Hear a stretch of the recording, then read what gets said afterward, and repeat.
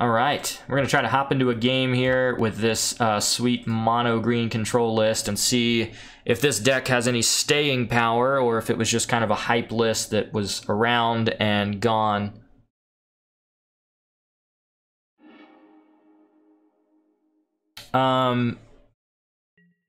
This hand looks okay. I mean, we have a Trinisphere on turn 2 that's pretty guaranteed. You know, as with any new deck, I think that we're playing, I don't know exactly which hands are going to be good and which hands are going to be bad yet, and which hands are keepable and kind of mediocre, but I think if we take this through a few times, we'll kind of start to get an understanding of what those hands will look like here.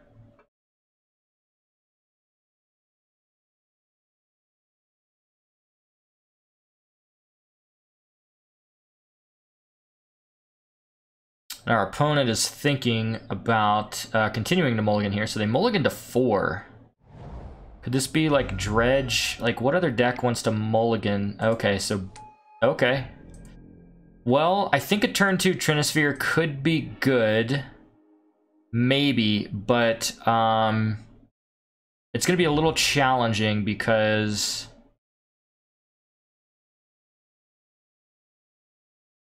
just gonna play out a Land War Elf here. It's gonna be a little challenging,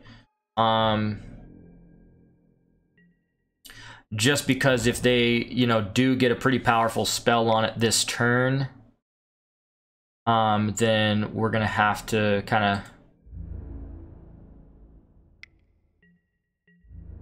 So I think Trinisphere is really gonna hose our opponent here on Boggles. Haven't seen this deck, the Slippery Boys, around for quite a while. So yeah, we're definitely, like, we have this other Land War Elf that we're not going to be able to cast, but, yeah, an early Trinisphere could definitely hose our opponent, so I'm interested in that. Like, it makes this Arbor Elf, if we don't draw another land and we need to, like, ramp our mana, then, you know, Arbor Elf costs 3. If they have another land in hand, you know, they can keep playing their spells, but...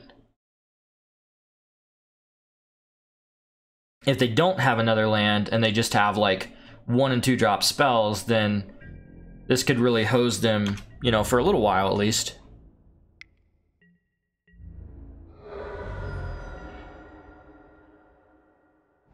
Okay, so we do have access to 4 mana here.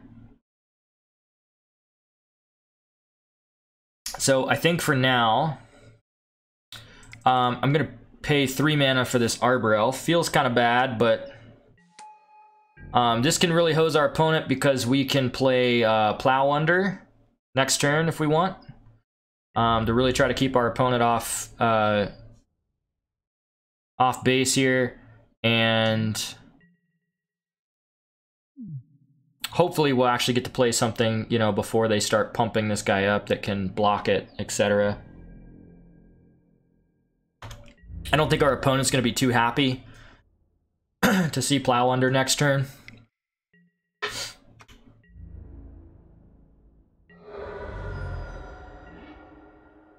Utopia Sprawl, it's an interesting one, but I think right here we just need to Plow Under to kind of set ourselves up a little bit more.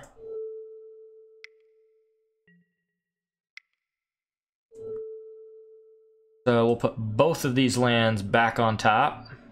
We're only taking 2 a turn. This also makes sure our opponent doesn't draw into their other lands, so this probably will buy us some really good time.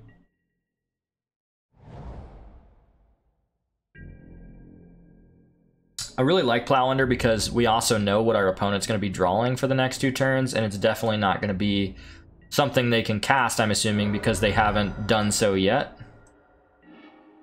Ooh, another Utopia Sprawl. These cost 3 now, so that's, you know, kind of annoying, but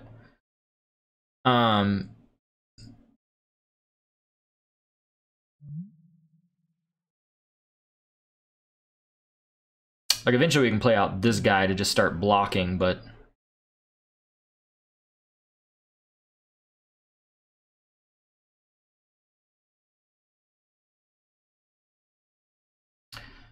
Could put out Walking Ballista as a 2/2, but I think I want to just probably continue to mana ramp here. So I think we named blue with Utopia Sprawl because of the Repudiate replicates.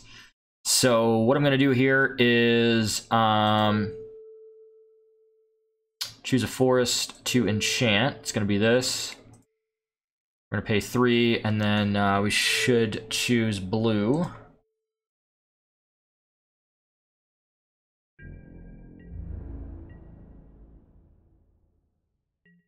So I guess we could just be attacking our opponent here instead of taking all the damage, but...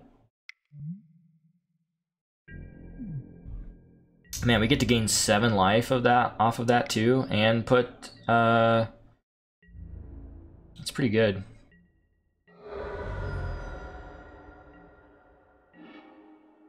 Hey, there's an Eternal Witness. Oh man, getting back Plow Under. Gosh. So gross.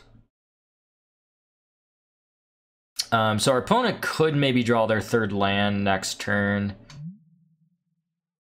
So we can gain 7 life and non-creature permanent on top of its owner's library. So we can put another land back on top, gain 7 life. You know, eventually the primal commands are really nice to be able to get the Hornet Queen, I think it is. And that's, I think it's 6 mana, right? Oh, and this, so we get to tap this for, adds an additional one. So this taps for 2, and then 4, and then 5, 6, 7.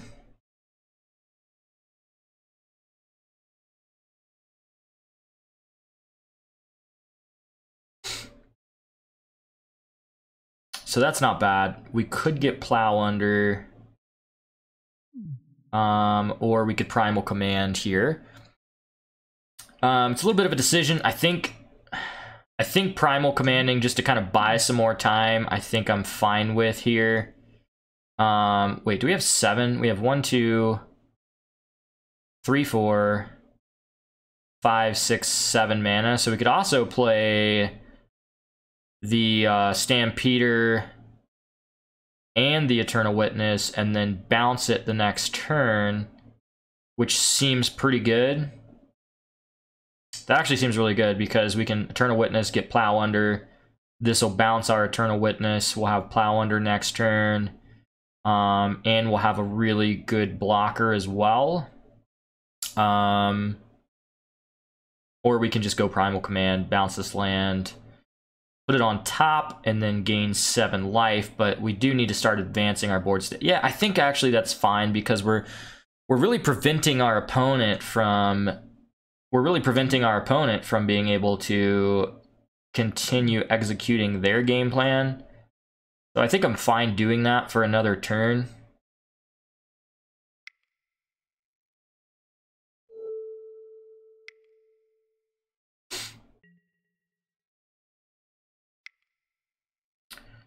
Three, 4,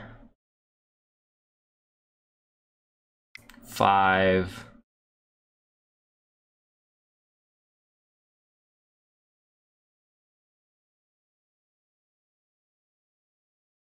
All right, so yeah, gain 7 life, and then target player gains 7 life, and a non-creature permanent to put on top. We'll put this Razor Verge Thicket on top.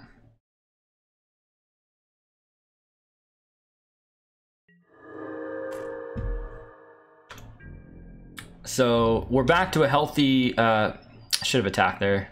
We're back to a healthy 17. Our opponent's not getting an opportunity to execute much of their game plan here.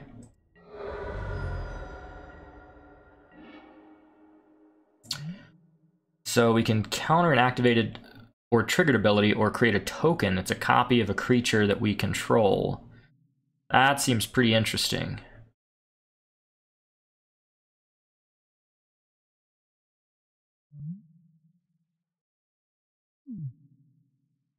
Alright, so I think we're ready to do this. Untap this land, get another green-blue added to our mana pool.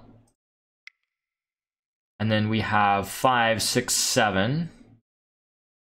And we need 4 green, which we have. So use one of the blue. The Turn of Witness. Let's go ahead and get back the Plow Under, I think, for now. And then we can just kind of keep returning the Eternal Witness over and over to our hand. So yes, we want to use the ability, and then let's go ahead and play this out as well, which does allow us a good blocker if we need to next turn. And even if they draw like their 3rd land, they're not going to be dropping a bunch of, you know, enchantments all at once.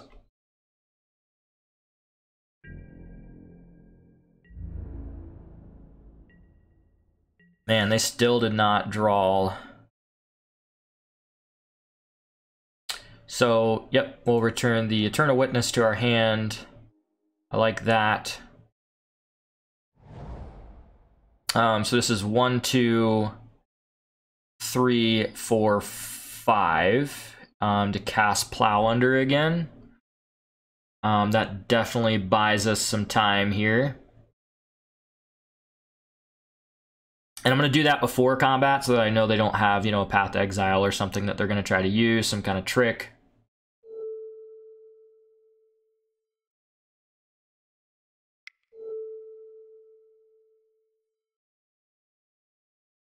Let me actually do it this way first. Let me do this, untap this forest.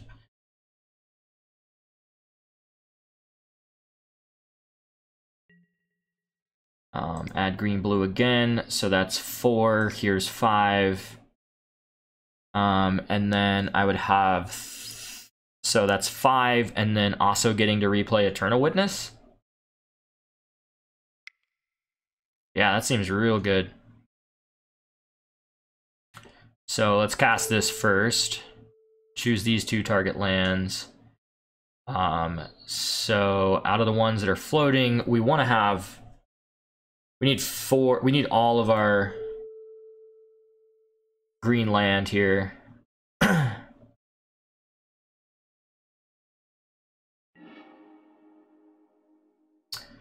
And then actually I might even just, no, because the Stampeder just, yeah. And then, yeah, I think we just have our opponent hard locked here, actually.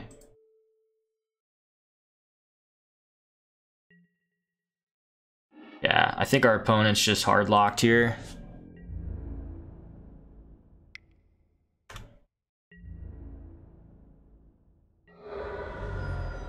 Because every turn we're bouncing Eternal Witness. And then if we're replaying it to get Plow Under in the same turn, then, I mean, yeah. So I think Ratchet Bomb is actually, you know, an obvious choice against decks like Boggles. Breaking Canopy's not great. Scavenging Ooze is okay. Obstinate Baloth is, it's okay. Gains us some life. Vivian Reed might actually be a little slow here. I don't hate it, but I think we can definitely cut 1. And then I would like to see, so we need 1 more cut for this other Ratchet Bomb, for our second Ratchet Bomb. So right now, I think, I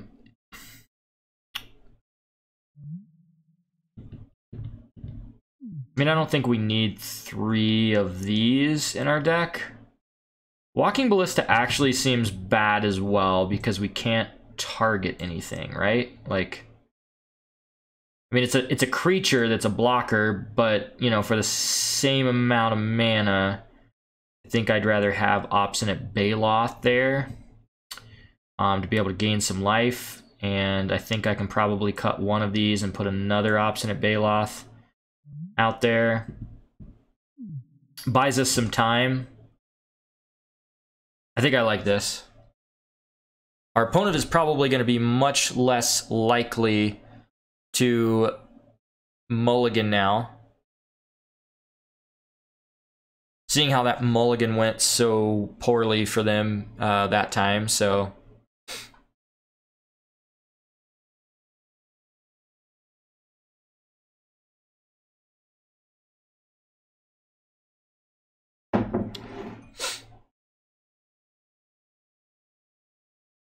Man, this deck, game one was just gas. That's just all the gas right there. Just so much gas.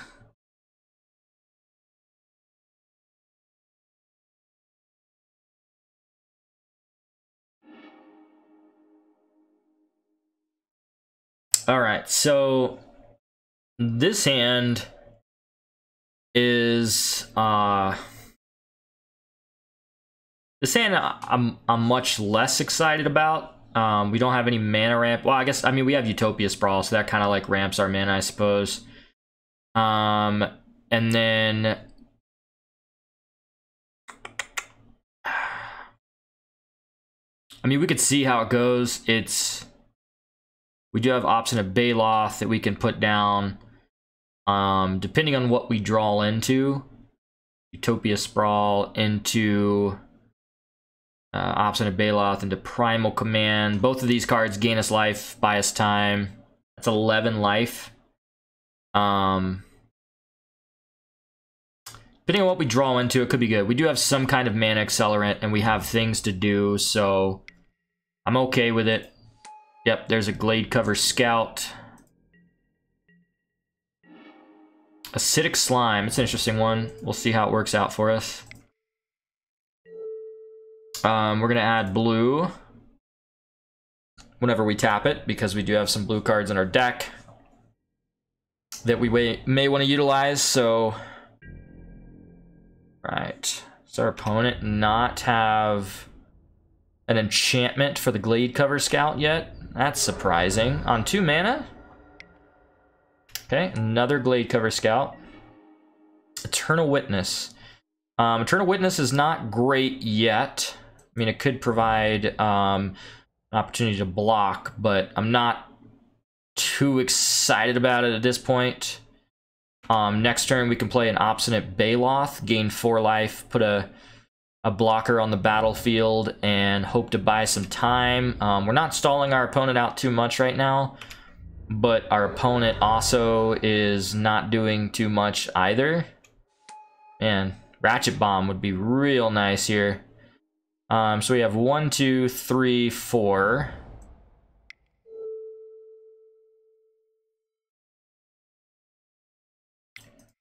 And we'll play the Obstinate Baloth. So this kind of forces them to have something. And whether that's a Path to Exile or some kind of enchantment that's going to pump some of their creatures to start getting in there. You do have to have something. So maybe they just kept a really land-heavy hand because of how the first game went. So this attack kind of surprises me. It makes me think that they're gonna like pump up the team or whatever, but I don't really care what they do. If my Obstinate Baloth dies, I'm fine with it. Okay, that kind of surprises me. Wow. Another... Okay, Slippery Boy. Got it. So they have 4 lands, so like doing something with a land is not like super impactful at this moment, but we do have ways to gain life, draw cards. We can start putting pressure on our opponent by attacking with his Obstinate Baloth, but because they could, you know, really start gearing up with some enchantments and stuff, I don't know if that's the route I want to go yet. Acidic Slime could be good, but I kind of want to wait until they have an enchantment, because taking out 1 land when they're, you know, they're pretty low to the ground normally. What do we have? 3, 4, 5. I think I might be, you know, I think what I might do is gain 7 and then search for Hornet Queen, because I think Hornet Queen would be really good here. So yeah, I'm cool with that. Target player gains 7 life, and then search our library for a creature card, reveal it, put it in our hand. I'm all about that value.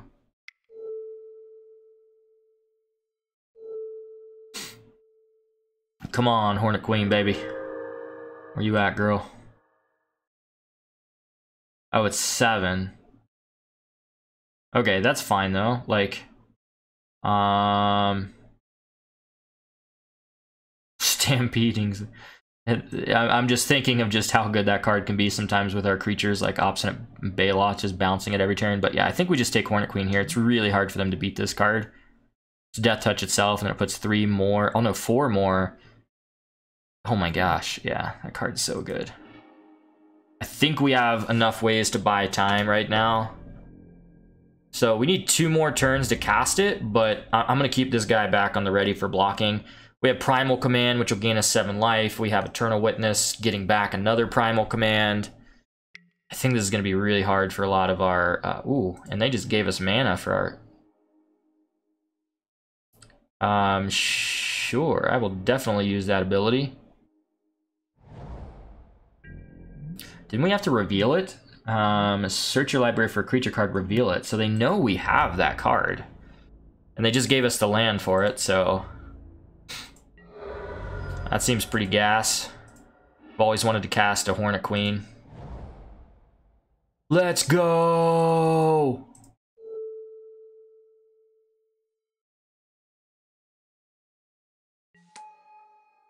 Oh man. This is all the gas. This is all the gas right now.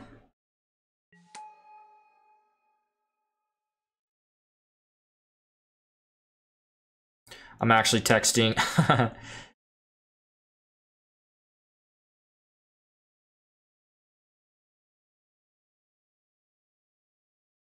Texting a buddy to let him know, just like this deck is so much gas. I'm gonna I'm gonna send him a picture of what we got going on here. I mean, if you're our opponent, don't you like concede to this? I mean, I guess they have like totem armor, right? Like,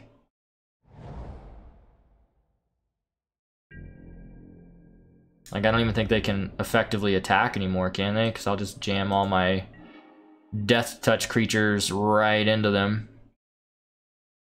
So we can destroy a land. It just doesn't seem profitable right now. I mean, they already have a ton of lands. So I think we'll just hide behind this Vivian Reed right now, and she'll close out the game for us. Good old Vivian Reed. It's gonna be really hard for them to get through all of our Death Touch creatures. I am just kind of dumbfounded that they kept this hand. All they've done is play lands and some 1/1 hexproof creatures, which just doesn't seem like where you want to be when you're playing that deck. So we're gonna take the Arbor Elf. It's really good with the Utopia Sprawl. Tap this for a green and a blue. Play out the Arbor Elf, pass turn. We do have blue floating in our mana pool, but we don't have anything to do with 1 mana. I'm not too interested in attacking just yet. I mean, this is a deck where we're out-tempoing our opponent and waiting to see what they do. What is this? What does this card do? Enchanted creature deals damage to an opponent. You may draw a card. Sure. Good luck. Maybe they have something that's going to make it, you know, unblockable or whatever. Where creatures can't block it. Whatever the name of that enchantment is. Daybreak Coronet. +3/+3. First strike, vigilance, and lifelink. Well, you know, first strike is pretty good. But I'm still going to chump block.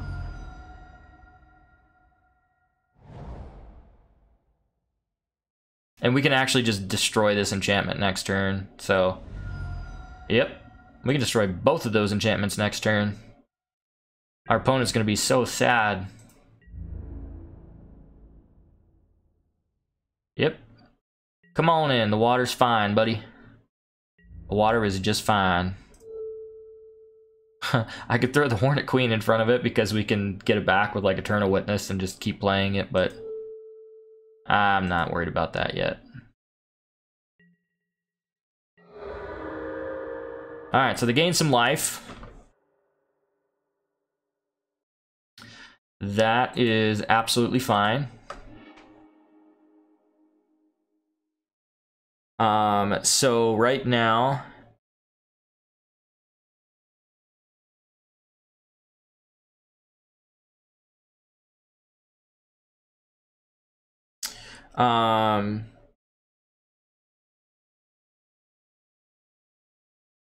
All right, I'm gonna send my buddy this. What do we got? 10 minutes? Yeah, we can close out the game there.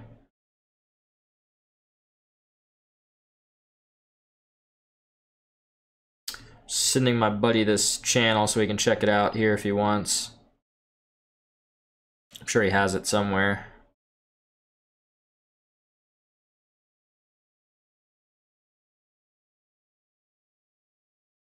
All right, so we drew another primal command. Man, this deck is real. This deck is really fun. Maybe it just like really beats up in this matchup, but this deck is real fun. Real fun. So I think, you know, as much as I want to plus Lily here, we're gonna go ahead and destroy the enchantment, the Daybreak Coronet. And then we're also going to follow up with an acidic slime here. So 1, 2, use our Arbor Elf, untap this forest with the Utopia Sprawl on it, add another green and a blue, and then now we have 5 mana, so we'll play out our acidic slime, using the ability of the acidic slime to kill the other, or destroy the other Daybreak Coronet. And that's enough for our opponent to scoop it up. I get it. I get it. Alright, let's hop into another match here. So far the deck felt really great in that matchup. I can imagine a matchup like Affinity, if we're on the draw, could be tough. We won the die roll. I like that. We have a turn 2 Trinisphere, all the gas. I'm certainly interested in that. Just in case our opponent has a bolt or something like that, I think I'm just going to play out the Utopia Sprawl first. To start ramping. And then we can still play the Elvish Mystic later.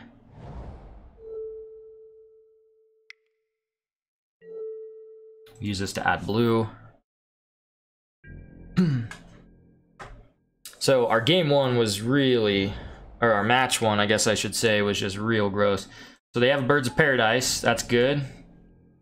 But we're gonna make all their spells cost 3 now with this Trinisphere. Seems very good. I'm interested in it. So now anything that they want to play costs 3 mana, so if they have any other Birds of Paradise or Llanowar Elves or anything, they cost 3 mana. It's a little bit less good just because they played a turn 1 Birds of Paradise, so they do have, you know, assuming they have another land here, they have 3 mana for all their 1 and 2 mana spells, but, you know, and they can still play something on 3, that's fine.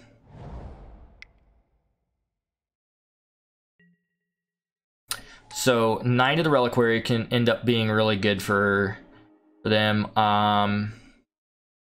So right now we have 1, 2, 3. So I'm gonna play this, and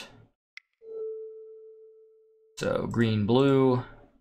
So our Elvish Mystic actually costs an extra mana, but we do have Plow Under, so we can put lands back on top, or Primal Command. So if they get like stuffed on land, we can put these back on top. We can bounce the Knight of the Reliquary. Collected Company.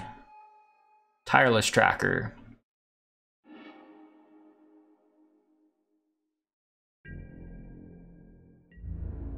So I'm sure they're going to attack us here with Knight of Reliquary. That seems fine. Okay.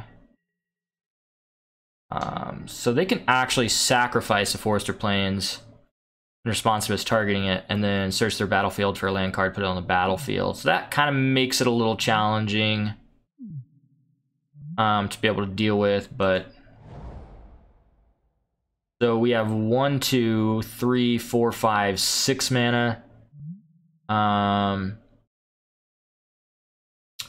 Non-creature permanent. So, you know, we could put the Knight of the Reliquary back on top. And then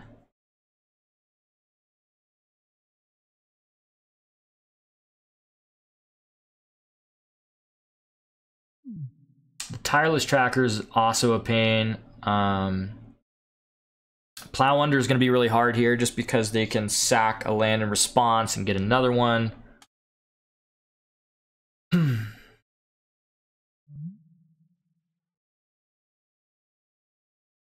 I don't think our live total's under as much pressure right now, so maybe we can put something on top of their library and then go and search for a creature. And so that could be putting Knight of the Reliquary on top. They're going to be able to draw like quite a bit of cards with the this combination here, but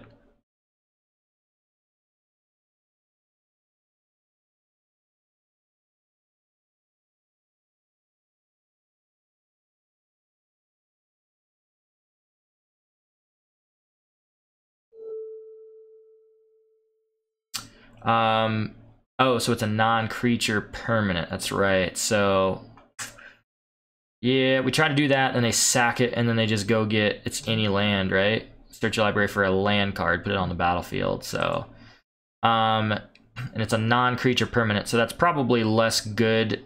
Yeah,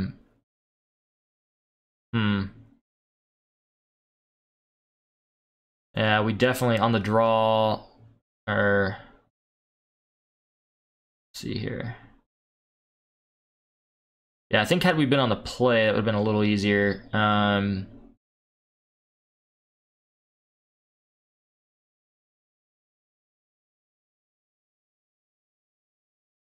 So maybe we gain 7 life and then just search our library for a creature card, reveal it, put it in our hand.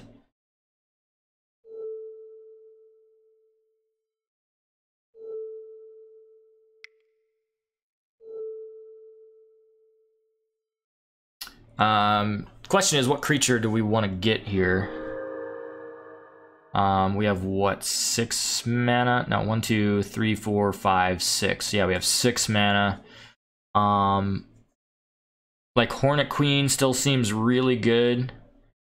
We get a Walking Ballista on 3, but their creatures are going to start getting bigger than that soon. Hornet Queen's okay, but they have a lot of value to start getting. Yeah, this is tough. I think this is a tough matchup right here, but I think what I'm going to do is I'm going to take the Hornet Queen, and you know, we're at a healthy life total now, so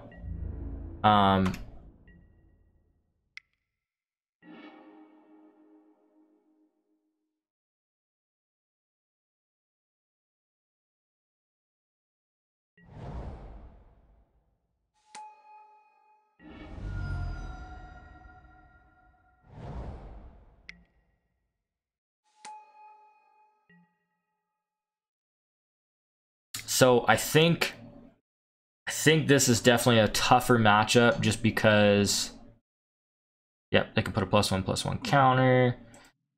We don't really have a lot of ways to be able to deal with their lands because of Knight of the Reliquary being able to sack those lands in response to us targeting them. And then the lands coming into play are giving Tireless Tracker value, a lot of clues.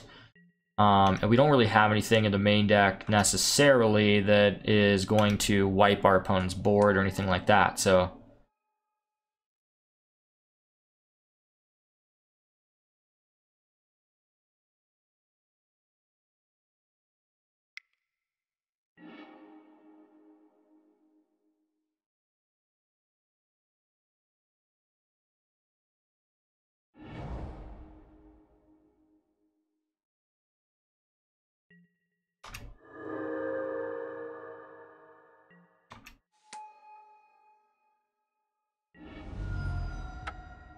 alright, so I think we're just going to move to the next game here. That we were just getting too far behind. I mean, I just wish we had some ways to... Like, I think Scavenging Ooze could be good. Like, eating lands, maybe.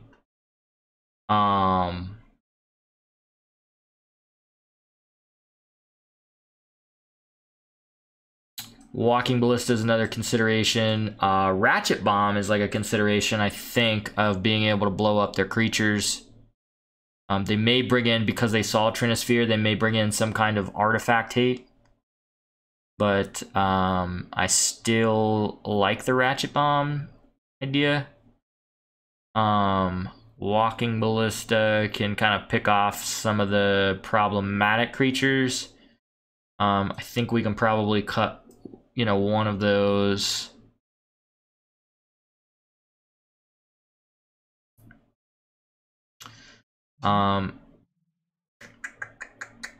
Like Acidic Slime can be good. I just don't know. It's really bad against like Knight of the Reliquary is the problem, but you know, if they have enchantments or something like that, it can be really good. I don't want to cut like any of the acceleration. I think Trinisphere is good, maybe better on the play than on the draw. If they have turn 1, like, you know, bird or something like that, it makes it a little bit less good. I think 3 walking ballistas is probably fine. Maybe cutting 1 Vivian Reed I'm okay with.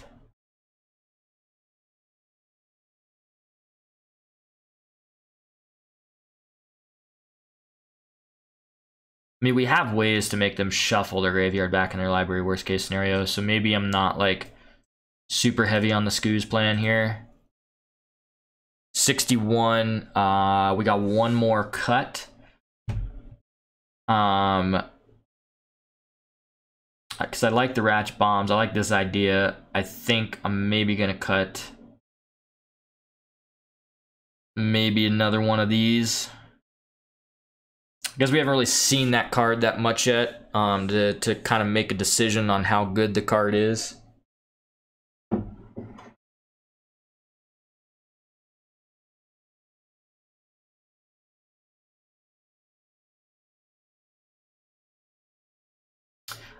Yes, I would like to play first, thank you. We don't have any mana acceleration in this hand, which doesn't make a Trinisphere great. I think I'm gonna mulligan this.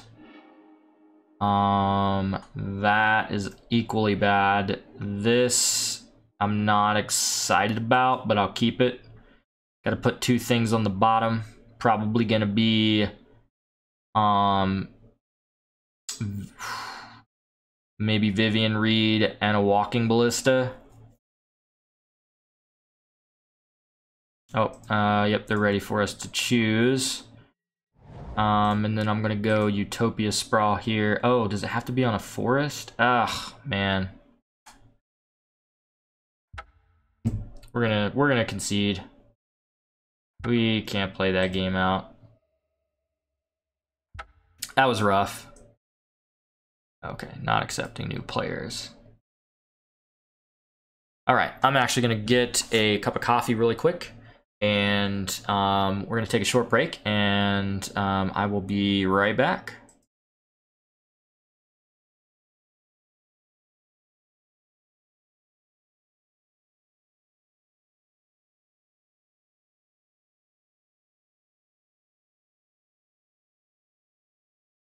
All right, I'm just gonna leave this screen up right here, and then we'll be right back.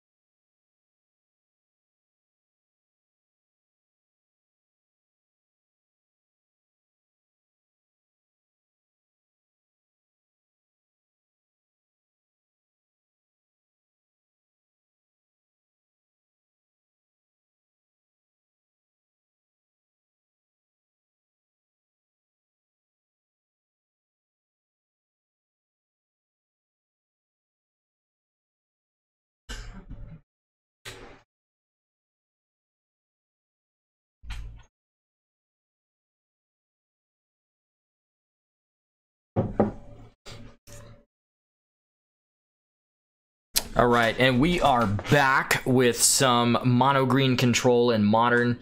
So far, this deck has been really interesting. I think the green-white Value Town matchup can be pretty rough. Like the Knight of the Reliquary, you try to target lands. If that's already on the battlefield, then it doesn't matter as much because they can sacrifice a land in response, get another land onto the battlefield, and then the Trinisphere, especially if you're on the draw, doesn't matter as much either because they usually have their own 1-mana mana ramp creatures that will enable them to cast spells quicker than a deck who does not have that. So we won the die roll, that's good.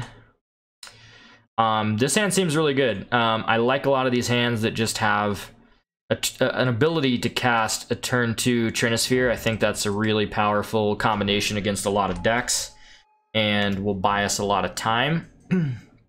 So I'm hoping our opponent just doesn't have a great turn 1 play. Wooded Foothills. In certain decks, Trinisphere can, you know, just hose them. So, so Infect. Well, yeah, I think in this instance, we probably are just going to need to cast the Trinisphere.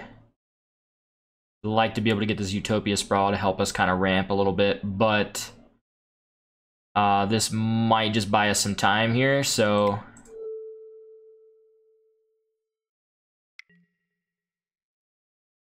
we're just gonna go ahead and jam this Trinisphere out, and Infect is definitely a deck that buying ourselves some times would be good.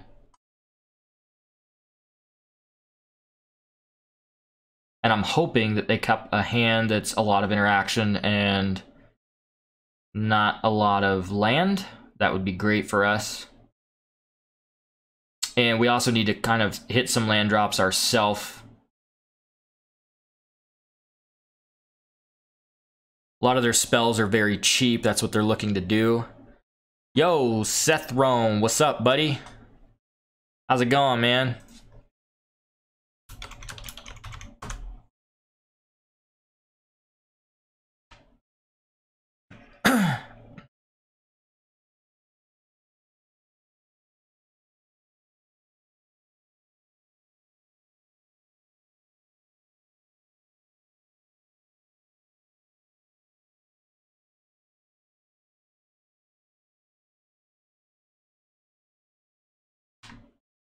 Sethrone X.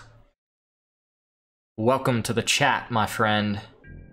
Welcome to the stream where we have an Infect opponent who is contemplating his life choices. What is he saying? Let's show the chat. I normally don't.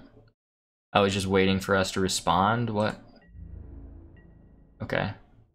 Thought he sent us a message. Let's hide the chat again then. Seems fine. Chilling like a villain, buddy. I hear ya. Chilling myself. Playing against Infect, we're trying to teach him a lesson about trying to cast cheap spells. Oh, but they did have a second land. I thought maybe he didn't. Already at 1 Infect, but every spell that he costs to cast less than 3 costs 3, so... Alright, so I'm very interested right now in playing this Utopia Sprawl, which next turn unlocks a lot of mana for us. Unfortunately, this Utopia Sprawl does cost 3, but that's fine. Our opponent may have, like, they play Spell Pierces and things like that, but they can't even cast a Spell Pierce through this Trinisphere, so... This deck's been really interesting. I really like this deck, actually. One of my followers submitted this deck to us last night. We didn't get a chance to play it, so I put it together and hopped on, started playing it tonight, and wasn't too hopeful that the deck was going to be that great, but... this deck's actually a lot of fun. It's, I'm not gonna lie, it's kind of similar to like a Ponza deck in Modern sometimes. Yep.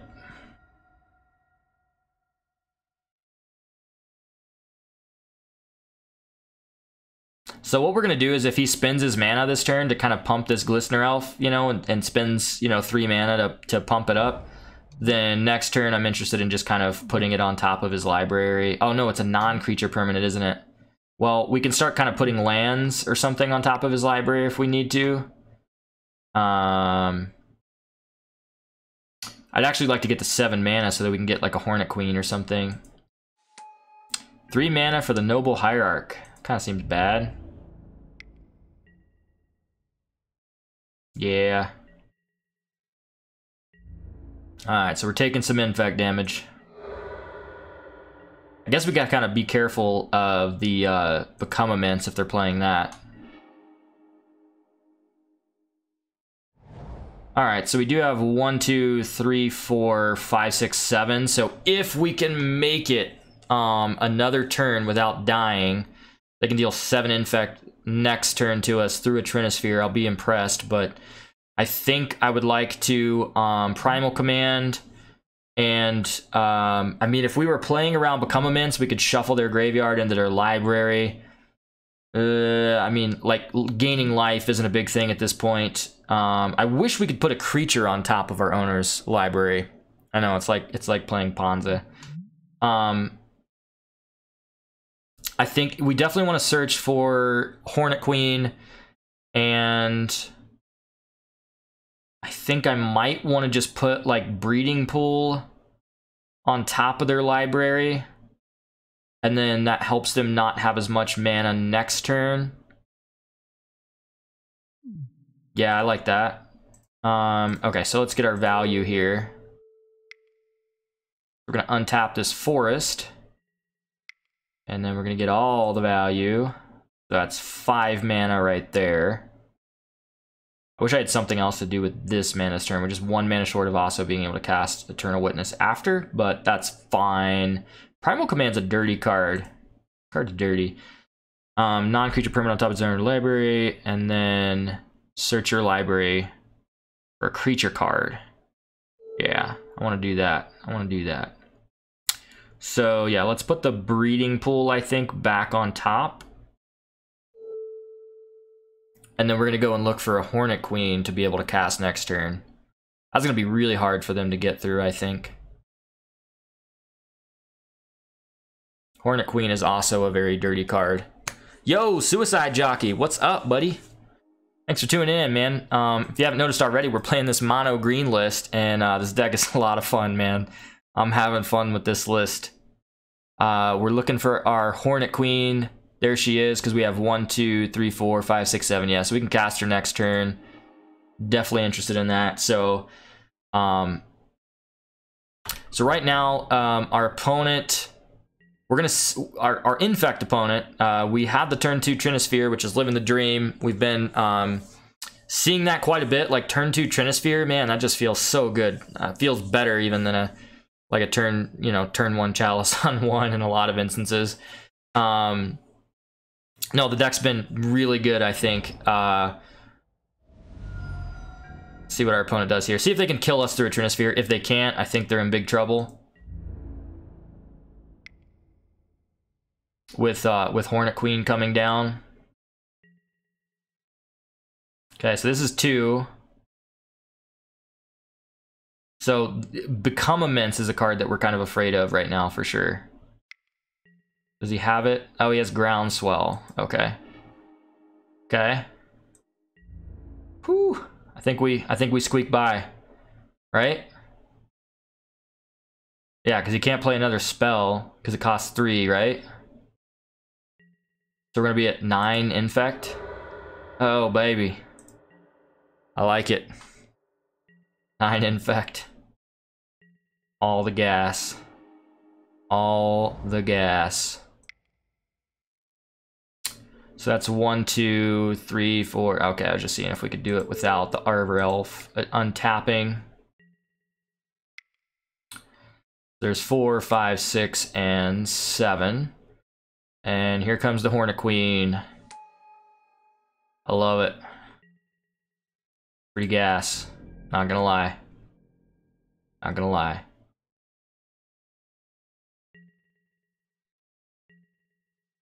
So now we'll just have to see how they can get through a bunch of these flying death touch creatures.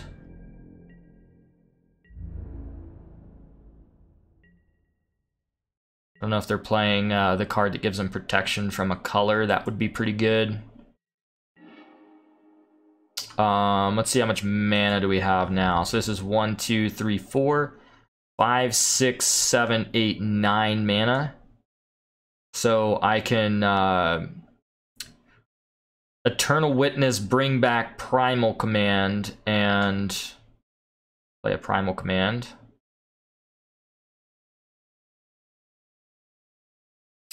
So this is 5, 6, 7. Yeah, so I definitely need to tap this. We'll use the Arbor Elf to untap the Utopia Sprawl.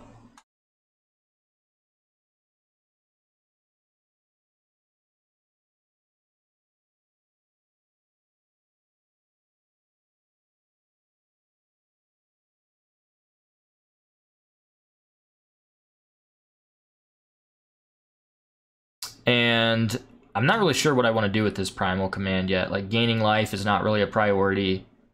We could put Ink Moth back on top of their library or something like that. But I think also searching for some kind of other creature card that could be helpful.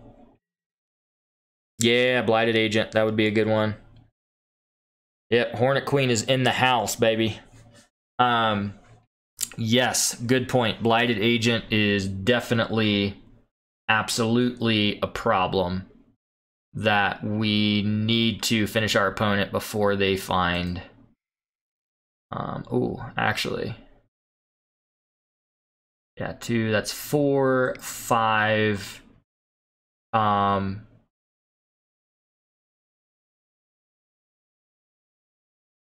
Yep. And what do I want to do? Put target creature on top of its owner's library and then search for a creature card seems to be the best play. We're not really scared of Groundswell anymore because we're just going to throw these chump blockers in if we need to. And I like that play, putting Ink Moth on top, because if they don't have a Blighted Agent yet, we know exactly what they're going to draw, and that's going to be an Ink Moth Nexus next turn. Yeah,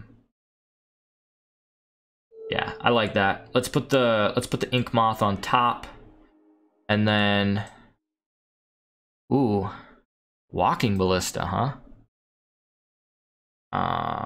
Walking Ballista seems pretty good actually against them.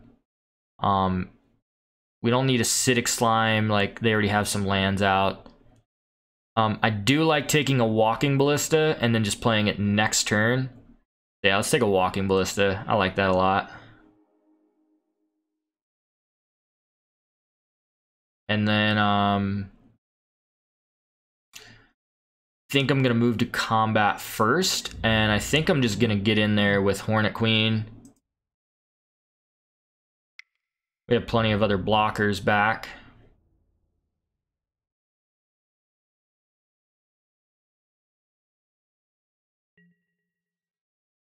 Probably could have attacked like with 1 more insect there, or even maybe 2 more insects, but I try to tread very carefully against Infect, maybe too carefully at times, but and then we'll just get back a Primal Command.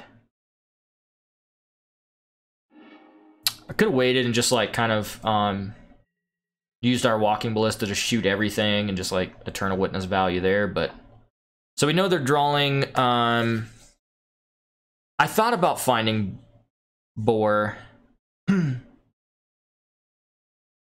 It's just if I found Boar and was trying to loop the land destruction and then they drew the Blighted Agent, I was going to be really screwed. And then with Walking Ballista, I can, you know, start picking off all of their creatures.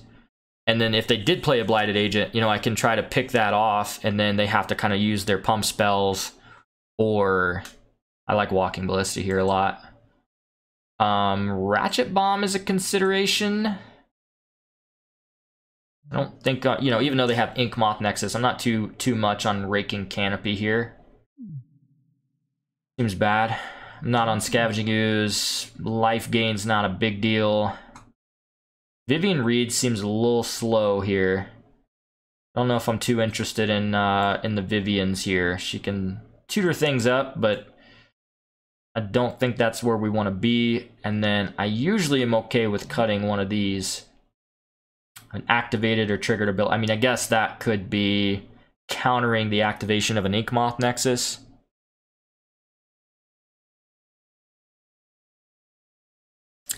True, yeah. I mean, once we start looping primal commands or something like that, putting things on top, yeah, we are looping in a sense.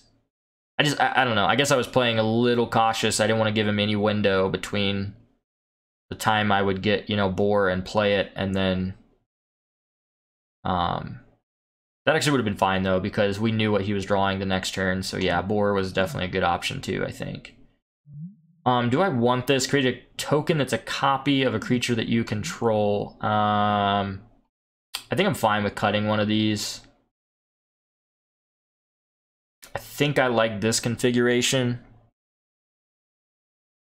We're gonna submit this. So our opponent's on the play this time, which is a little more scary. Man. Ugh.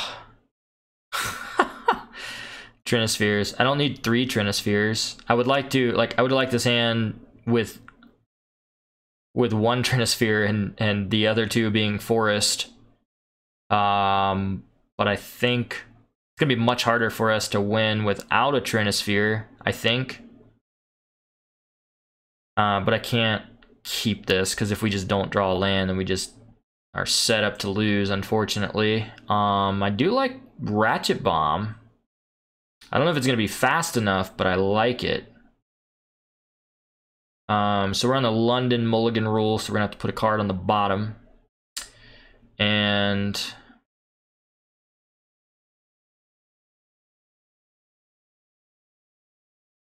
I think because I have 2 Utopia Sprawls, that's tough. Because I could just put a Forest on the bottom since we have 2 Utopia Sprawls. I think that's fine.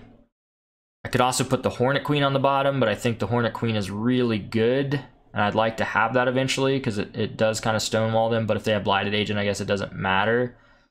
So maybe I just put Hornet Queen on the bottom because we do care about, a lot of our stuff is very mana intensive. Oh, our opponent did not want to play anymore.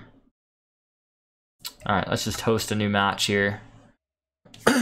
Yeah, I was gonna definitely keep the mulligan. I don't think the opener would have been great.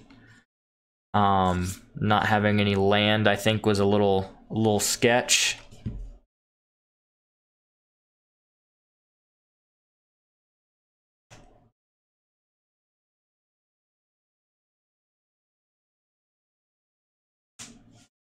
All right, Meatloaf 92. Meatloaf in the house. We lost the die roll. Meatloaf is already bringing on the pain. Here's another hand where we have a turn 2 Trinisphere. We're on the draw. I'm not super excited about not having another land drop right now, but like a turn 2 Trinisphere against a lot of decks buys us a lot of time. We also don't have any other really good spells. Oh, what is going on here? Is this a Serum Powder and Dredge? Okay. You may exile all cards from your hand and then draw that many cards. Well, that does seem interesting, right? Like Serum Powder with the new London Mulligan rule seems like what a lot of decks are doing right now. Oh, but they have to all cards from your hand? Oh my gosh. That actually kind of seems bad in Dredge. So they've had enough. Meatloaf 92 was not about it. Meatloaf 92 and that Serum Powder exiling all of his Dredge cards definitely was interesting. You sold your collection, Suicide Jockey, your paper collection? For $4,000? Was that your paper collection?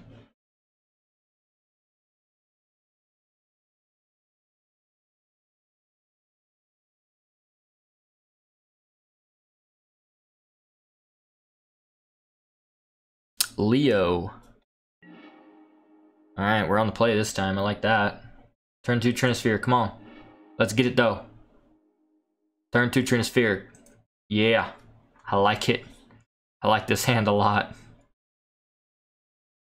They just don't have a good turn 1 play, man. Please just don't Thoughtseize our Trinisphere. That's all we're asking. So where do you play at, Suicide Jockey? Do you still play Magic Online now that you've sold your collection, or?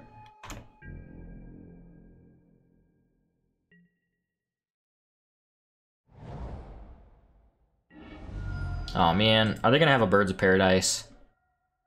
Makes Trinisphere less good. Oh, green-white. I hope it's not the Knight of the Reliquary deck again. That was a rough matchup. Come on, don't be Mana Acceleration. Instant or sorcery from anywhere. Oh, that's kind of bummer. I don't like that. That's mean. I want to be able to loop my cards back. Like, strangely enough, I did not realize how much of a graveyard deck, and then we draw the Eternal Witness, of course, how much of a graveyard deck this actually is, but alright, let's see what they think about a Trinisphere. Ba-boom. All the gas. Then we're gonna blow up some lands next turn. Boom. Get it. Let's do it.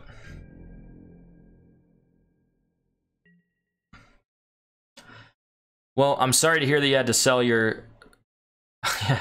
Wins the match off of the Trinisphere. Got him. I'm sorry to hear that you sold your collection, but, obviously that was, a decision at your point, where you were at in life that made sense to you, and I'm definitely glad to have you as a follower and a supporter, of the channel, and I'm glad that you're, watching and supporting Magic. It's cool. Man, this is another hand that's definitely need to draw some land, but turn 2 Trinisphere, why not?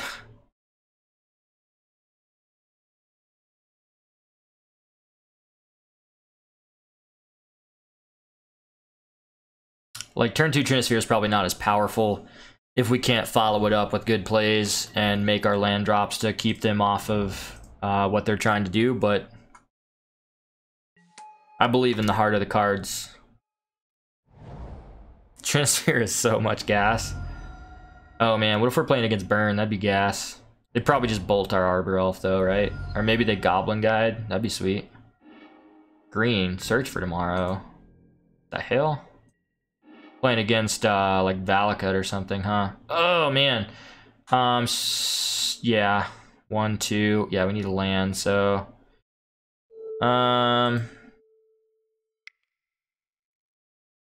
I mean, this is kind of at least mana in a way. So we could untap it and have 2 mana. I think I'm gonna do that. Like, I'm gonna untap it, this turn, so that we can get them with the old fetch land. When they go to crack it, we'll counter that activated or triggered ability. Got him. Come on, play a fetch land. Play a damn it. Yeah. This is Valakut, huh? I don't like it. I don't like it one bit. Alright, alright. So I could just moss them now, but I probably do moss them, right? Because otherwise, if I played Trinisphere, he's going to get his 3rd land and be able to play probably most of the things he would need to.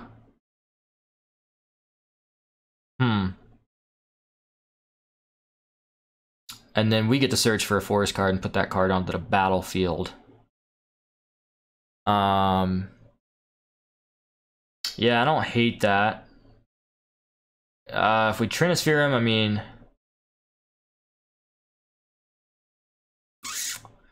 I guess I got a window a little bit. Like, he's gonna get a land this turn. He's gonna go to 3 land, play a turn, land next turn, go to 4. He could pay 3 mana for a spell, go to 5. I don't hate like playing Moss. Yo, what's up?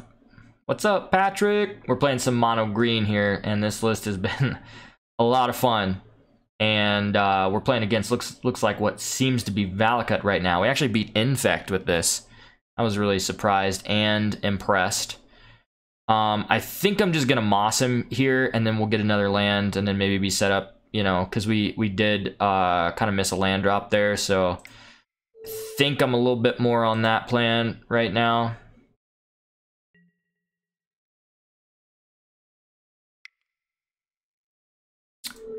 And we'll take him off of a stomping ground here.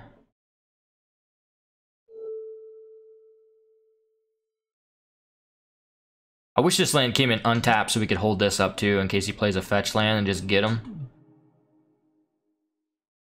Man, that would have been living the dream right there.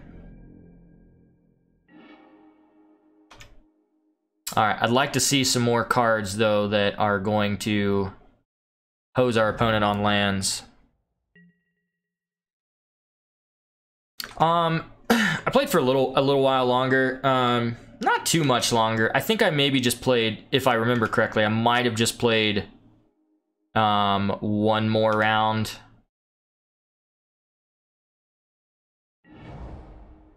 Swamp. Okay. Interesting.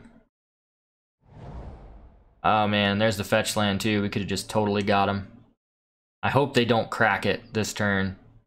Gosh, man, that'd be so gas. We can just get him. Counter the fetch ability. They're gonna make us discard? I mean, I'm cool with that. Target player discards card, sure. Man,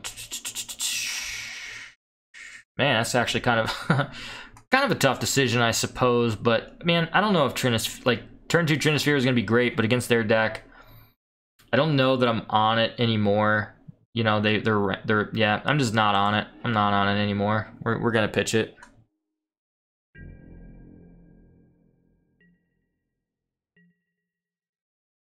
Alright, let's see what we got.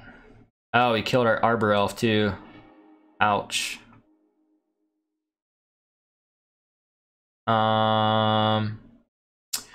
Well, this doesn't seem great right now. It just keeps coming back to our hand. Yeah, we're just gonna kind of get him with the fetch land, I think. When he goes to crack this, then we're gonna counter the activated or triggered ability. And let's go ahead and just counter that. Got him. Nobody ever expects repudiate. Repudiate. Is that how you say it? Repudiate. Nobody ever expects to repudiate.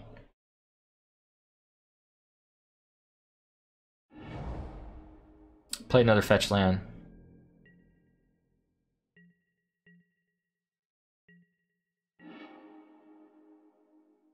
Well, we're one land short of being able to Primal Command.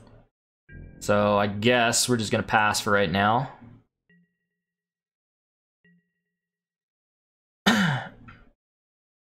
If they do have Valakut or something... Oh, is this Titan? It's probably Titan, isn't it?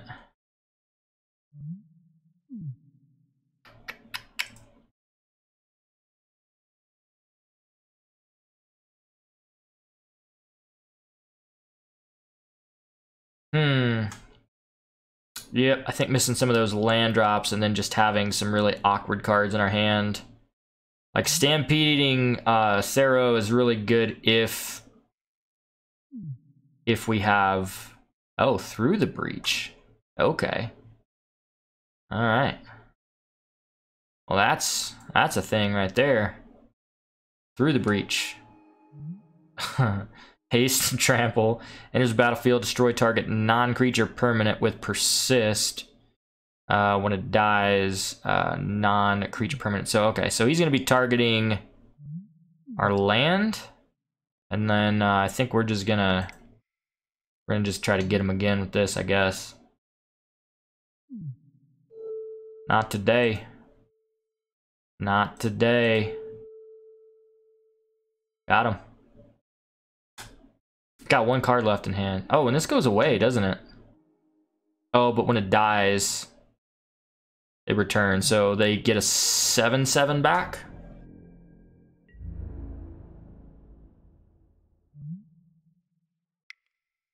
Yeah, and then so it's going to persist, and then it seems like a card we could be playing in our deck almost. Except for it's definitely better with like Through the Breach, where they sack it, comes back, and then yeah, blow up our land. And then that's probably going to be it for us because we don't have another Repudiate. So it is today. So I think, yeah, I think we're just too far behind. We're going to concede, go to the next game. I don't think we've lost. Oh yeah, no, we did lose. So this is 2, 3. This is going to be our 4th match. So we're 2-1 right now because we lost to green-white. Green-white, Knight of the Reliquary. Okay, what do we want in this matchup? Like, I don't know if there's anything I'm even really that excited about, honestly, from the sideboard. I don't know that there's really anything that I'm thinking about from the sideboard, unless you guys that are tuned in to the stream have any ideas or anything that you think would be good. Looking at this sideboard, I don't feel like any of these cards are great. Baloth could be a little bit more of a clock to try to close out the game a little quicker. I almost kind of, and I get why there's not, because you don't have a lot of options for blue mana, like other than Utopia Sprawl, that's it. I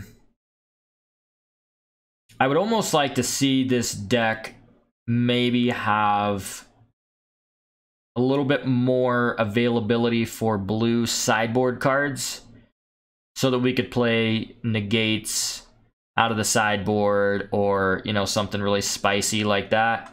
Not that not that negate is spicy, but you know, Jace the Mind Sculptor. I don't know, just opening up some other options, especially like counter magic against certain decks, I think could be good. But I'm thinking just keep it like this. I know. No, this deck actually is pretty, it's pretty good. I like this deck, actually. It's pretty interesting. Yes, I would like to play first. I'm gonna keep it. We do have the Acid Moss game plan, and we have Utopia Sprawl with Arbor Elf, so...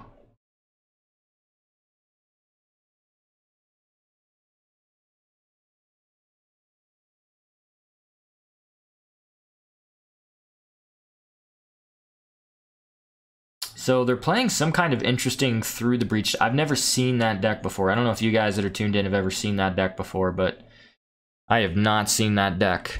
I think we're just going to go with the turn 1 Arbor Elf so that we can Utopia Sprawl next turn and then untap it if we want. Hope it doesn't get bolted. Cinderglade, I like that. Plow Under's good.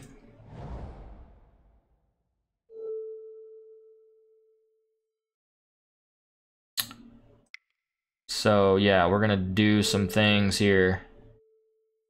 So yeah, we get a green and a blue out of it, and then we'll get a... Wow, are we just wastelanding them on their turn 1? That seems pretty good. I'm into that. I don't know if they're into it, but I'm into it. Got him.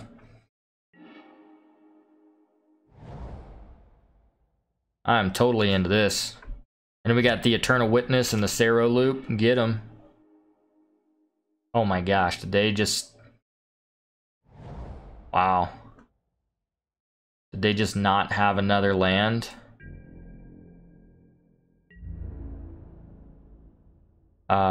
Actually, wait, this is 3, that's 7. We have 3, 4, 5. Yeah, I'm not attacking because we have 7 mana, so That means we get to do a lot of fun stuff with 7 mana.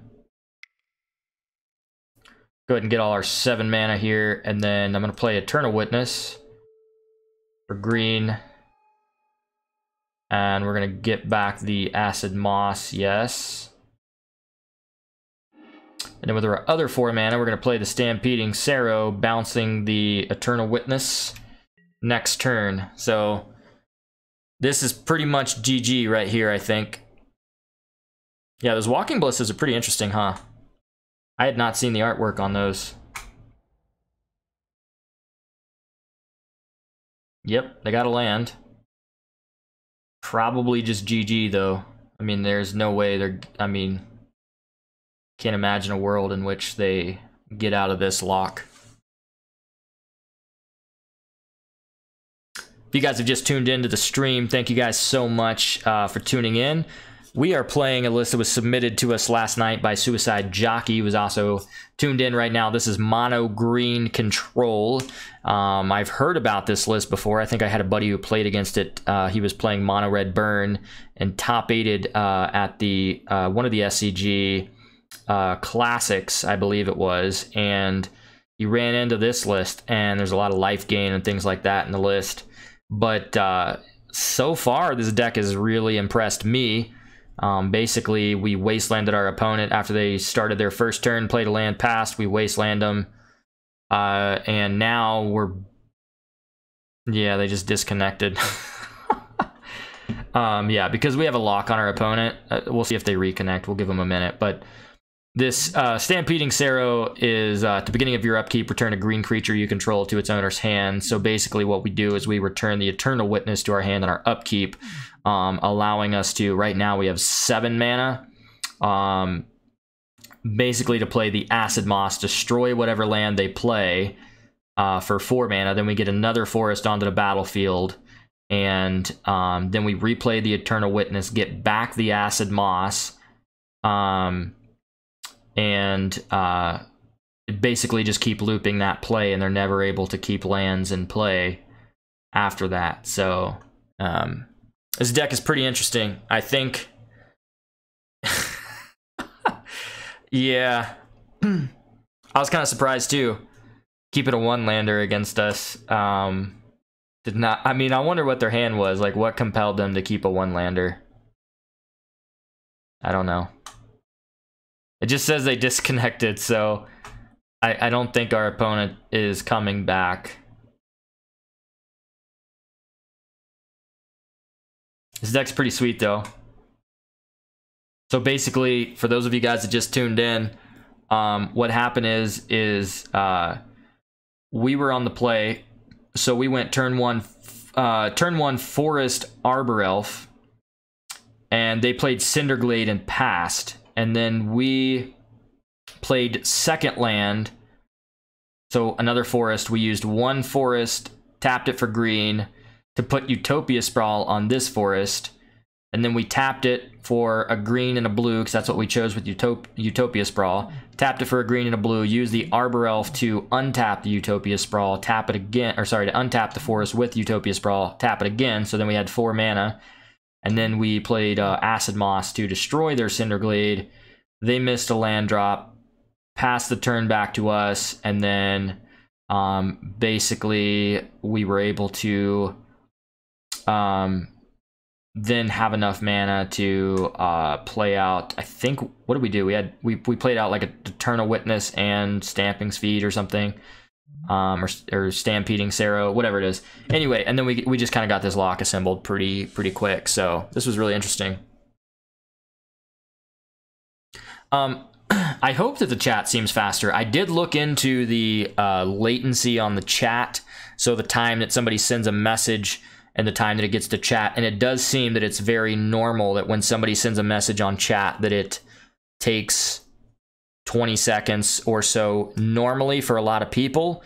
I did some research and I saw that there's a low latency feature in Twitch. It looks like I already had it enabled, so I don't know if there was just something else that was going on, but it seems like there is usually a latency issue, you know, some period of time for people to pick up on the stream and then actually get what's being streamed to them and then responding in chat, so it's kind of a normal thing. But yeah, we are trying to minimize it as much as possible. So, all right, I don't think our opponent's coming back, so we're gonna hop out of here. Guess we're just gonna concede the game to them. All right, so our opponent gets to win the match because we had to concede to get out of there. So that puts us at 3-1 with this deck. 3-1 with this deck right now. We're gonna hop in and play another match with this mono green control list in Modern.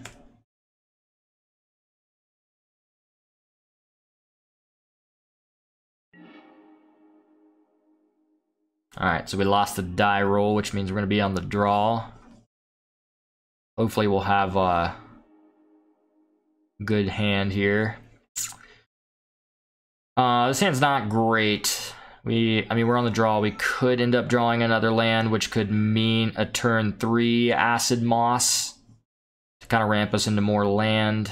I usually like a hand that has like turn 2 Trinisphere, or just kind of can do a lot more action quicker. Think I'm okay with mulliganing once and kind of trying to get something a little better.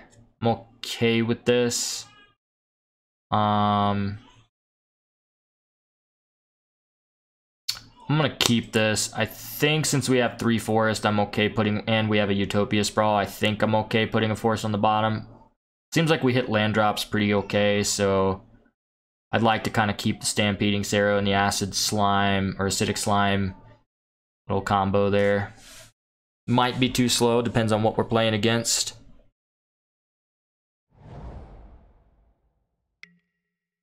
Shriekhorn. Okay, so it appears that we're playing against Dredge. That's my guess here.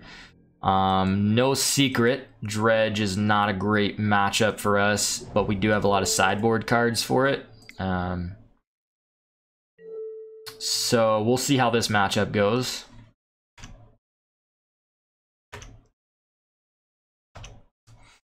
All right, so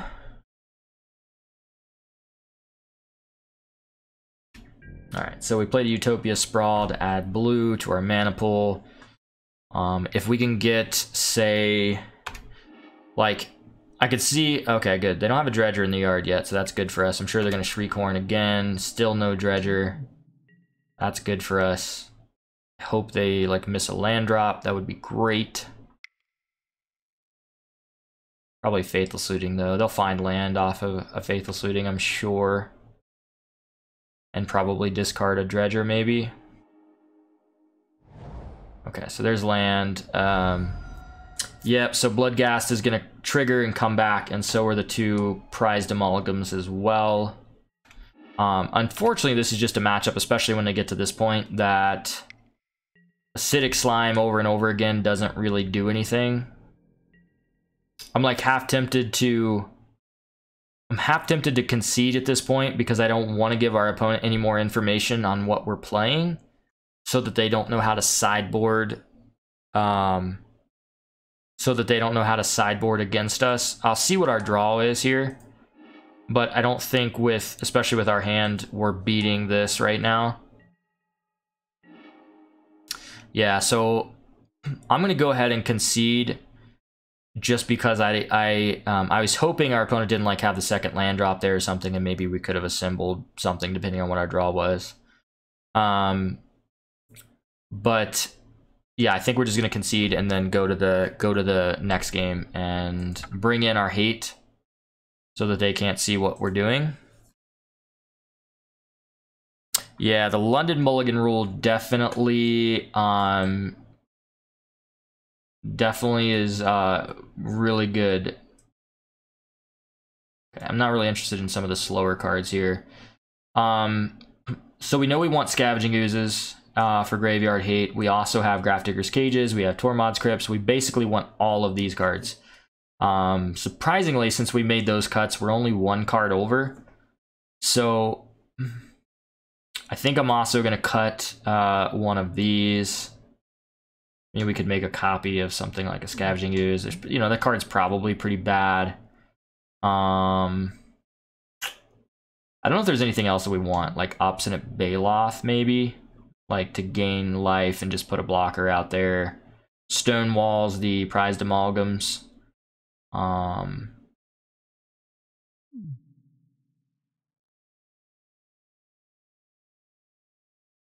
I think if we can get like a turn 2 Trinisphere or something and they don't have a good fast start, then that might help.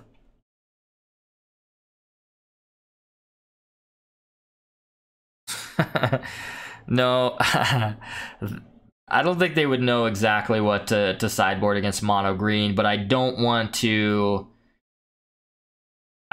give them any ideas as to what kind of deck we're on. So they could be thinking, you know, as soon as we play like a land destruction spell or something like that, that's kind of what I meant, that they are aware that, yes, we, you know, have the ability to destroy their lands, and because of that, I don't know, maybe they, I don't know exactly what the dredge sideboards look like, but because of that, maybe they're going to bring in a Thoughtseize or some Thoughtseizes or something like that, where normally they might not have against a mono green deck. I'm not sure that that's the case, but I just kind of err on that side of not giving my opponent any more information than I need to.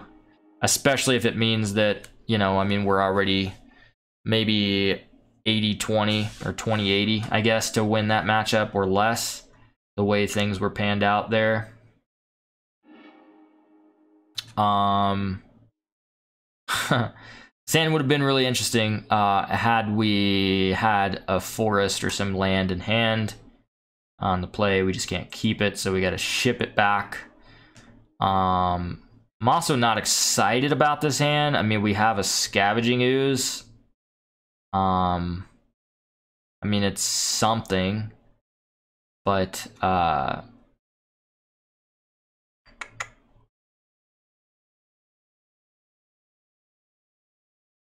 it's something.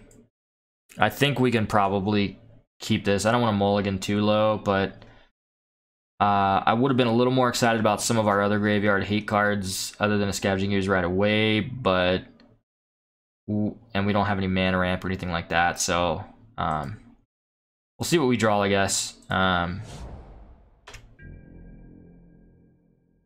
I would assume they're expecting cards like Scavenging Ooze or something, maybe from a mono green deck, if they don't even really know that we're mono green necessarily yet either. For all they know, we could be like the Ponza deck, which I guess we kind of are.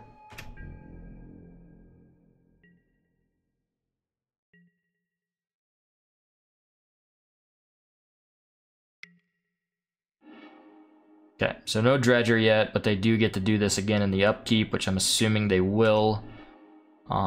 Still no Dredger, prized amalgam. Hopefully they don't have a way to get that out of their graveyard this turn, and maybe we'll get an opportunity to eat it. Red-green. Ooh, that's pretty good. And they had a Dredger to discard, so... Prized... Bloodghast doesn't come back this turn, though, right? So we can kind of eat some of the enablers, assuming they don't have anything else.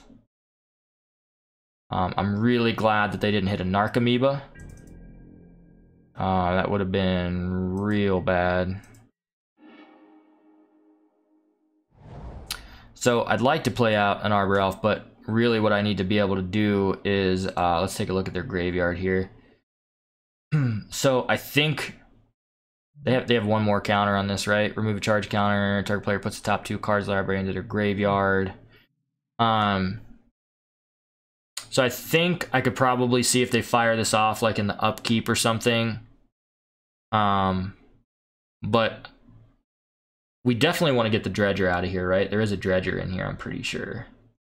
Isn't there a Dredger? No, they didn't put... I could have swore they had a Dredge creature in here. So they have all 4 prized amalgams in there right now. I think we definitely want to get rid of the Bloodghast.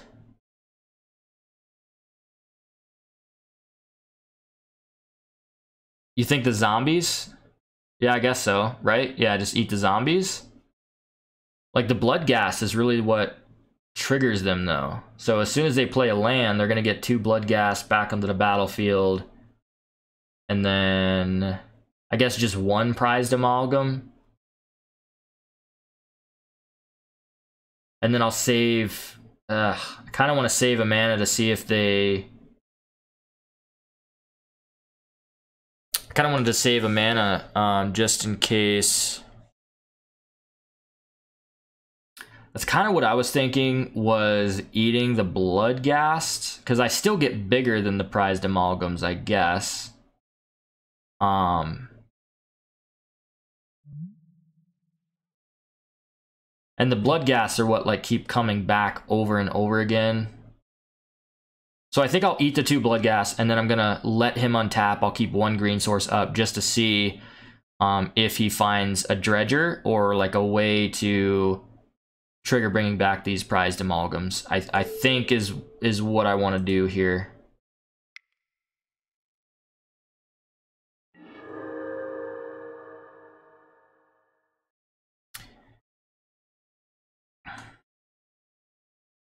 Yeah, let's see if they I guess I can untap and just let him see if he does that in the upkeep. And I'm gonna put a stop. I think I'm gonna put a stop in his draw step. That way it doesn't automatically just move to his main phase and then he gets to play a land. I mean, even though we could kind of still do it in response.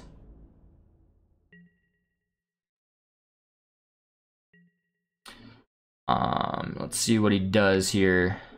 Okay. Okay, so Thoughtseize. So he did bring Thoughtseize in. Okay, so he's paused in the draw step. In case he plays a fetch land, I need to eat this Bloodghast now. Because if I play a fetch land, I gotta spend, or if he plays a fetch land, I gotta spend 2 mana to get rid of this Bloodghast.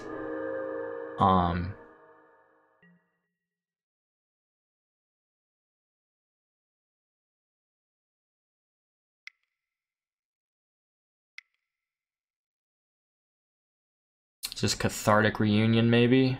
Life from the Loam. Okay, so we're not going to be able to eat all of the Dredge stuff because there's now 2 Dredge cards in there and we only have 1 mana, so...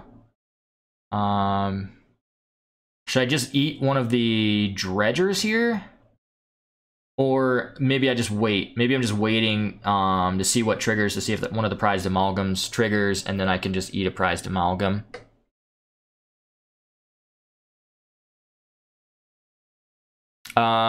Yeah, I guess we didn't attack last turn. For some reason I was thinking we had Summoning Sickness, but we don't. Yep, there's another Bloodghast. Yep, and there's the fetch land.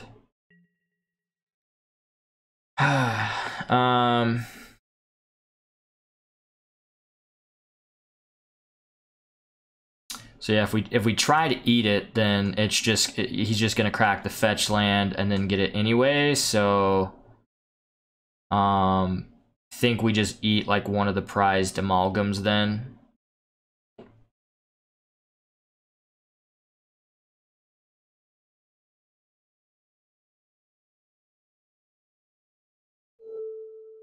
Just gonna eat one of the prized amalgams because he's gonna be able to get the Bloodghast back either way, so.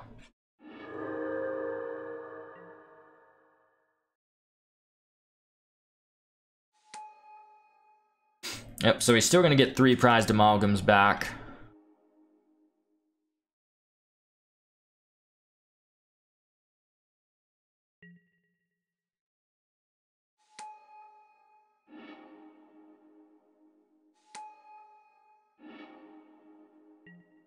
Well, let's see. He has 6 cards in hand, right? So, see how many Dredgers he has, if we can just eat some of the Dredgers here.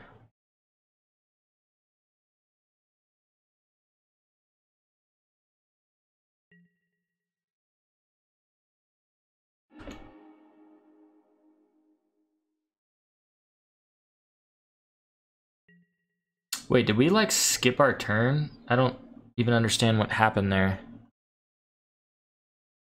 think it like skipped our turn. That's annoying.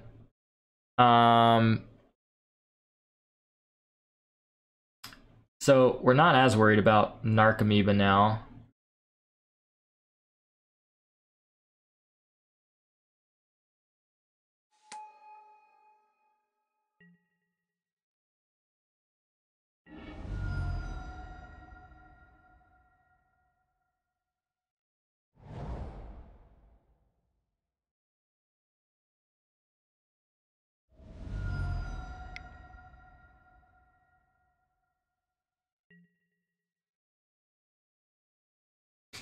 How many dredgers does he have? So he has life from the loam, so that's 1.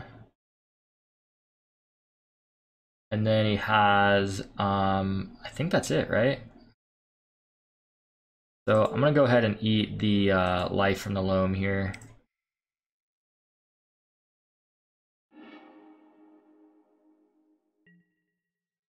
No other dredgers. Shriekhorn, Cathartic Reunion, another Cathartic, another Faithless Looting. Yep, okay.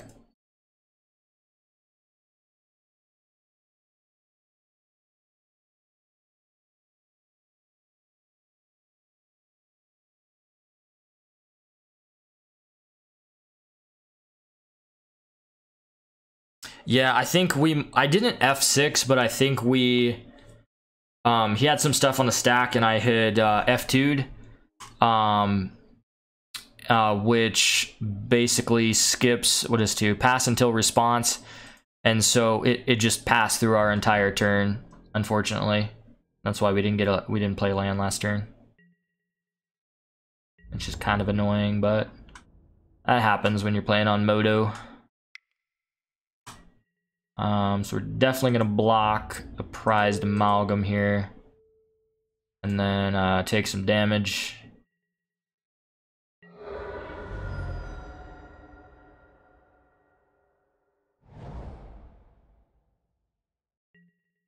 Does he have another Bloodghast in the yard? I don't think he does, right? No. So yeah, we have a stop set up in his end step, right? Okay, perfect.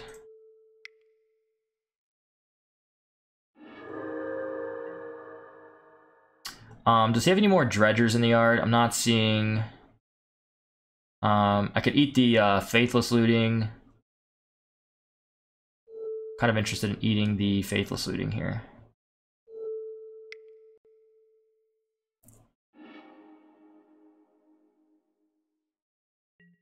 So this is kind of one of those game plans, I think, where we're just keeping a bunch of mana on tap to just continue eating things, gaining life. I guess trying to stabilize and keep them off of their game plan. They only have 13 cards left in their deck. I'm assuming they're going to draw something eventually to deal with Scavenging Ooze.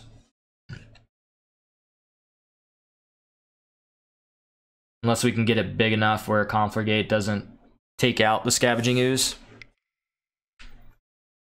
Alright, so what do we got? Red and a green. Is this Cathartic Reunion?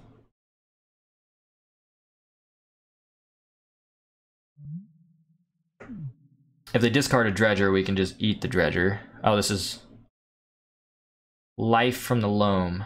So Gemstone Mine. So it appears that maybe they're gearing up for a Conflagate, because you get 9 cards in their hand. Do we have 9 creatures or more creatures to eat than there are lands?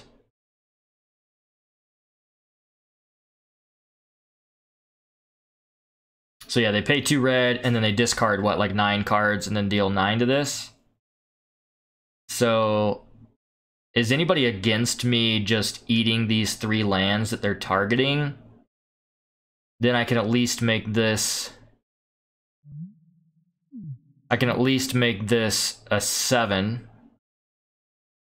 And eat the 3 lands to keep them out of their hand. So if they can Conflagate, then they Conflagate for what, 5? And then we have a 7/7. Yeah, I think I'm on that game plan right now because I'm pretty sure I know what they're trying to do, and that's setting up a Confligate.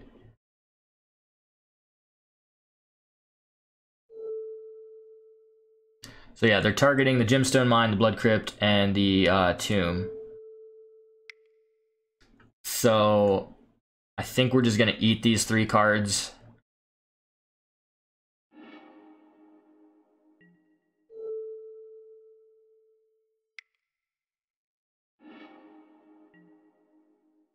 And Blood Crypt.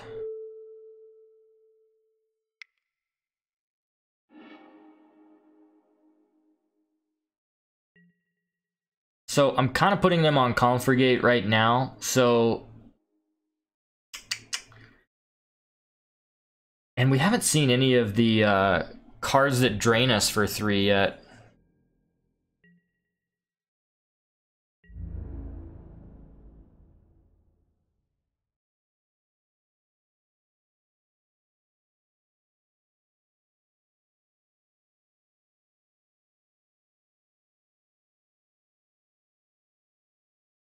So if they had attacked all in, I don't know what they're doing. It looks like they're still declaring their attackers. Yeah, they're probably just gonna...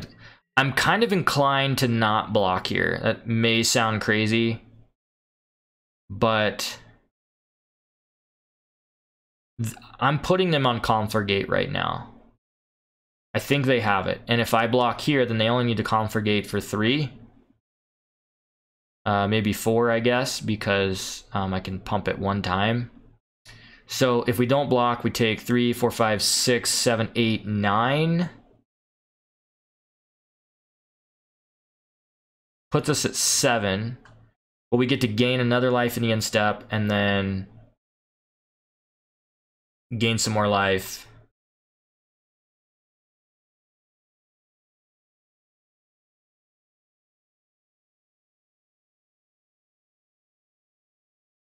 Yeah, they could have trophy. I don't know how much black mana they have if they can fetch for it.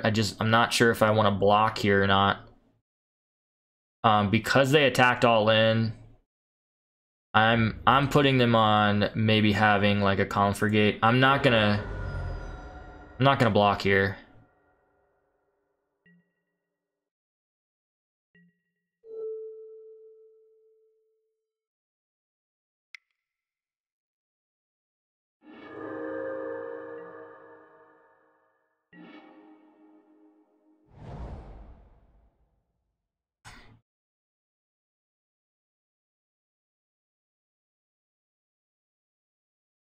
So yeah, we want to eat the Dredge card that they have in their yard. I think that's the only Dredge card that they have right now. I'm kind of surprised they haven't been able to deal with the Scavenging Ooze yet. Like, I think if I can get through one more turn, then maybe I can play out, you know, just another blocker out there.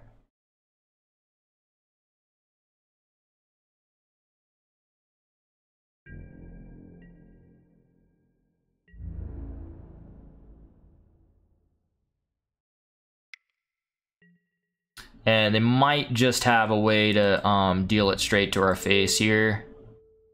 But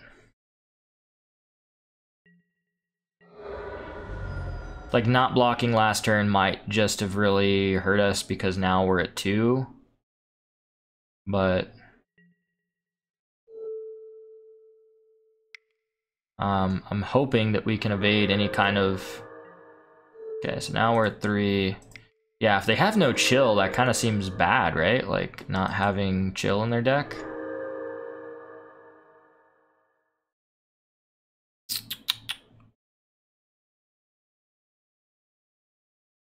So they have 7 cards in their hand. I don't know what they're holding, but I do think that we need to get a few more little blockers out here. I'd like to have seen that card, you know, where we can gain 5 life if we need to. That doesn't seem good. I think I'm gonna put I think I'm just gonna put an Arbor Elf out to block.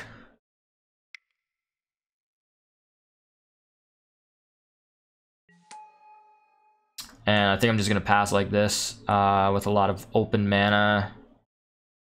I'd like to be able to attack.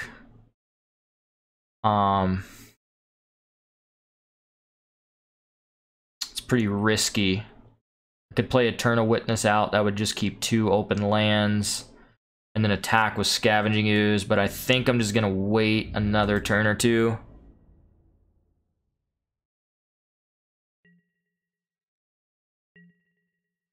Maybe they just have 4 chills left in their deck in the last 11 cards.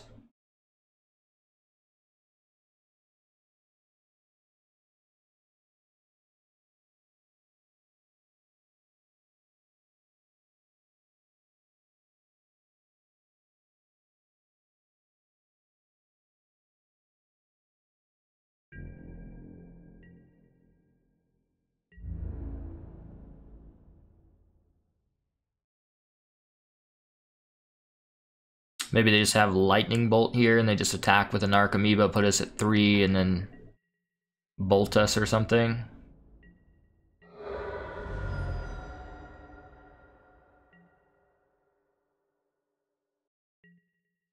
Alright, is there anything that we want to eat from their graveyard? I mean, I guess we can just start eating some lands.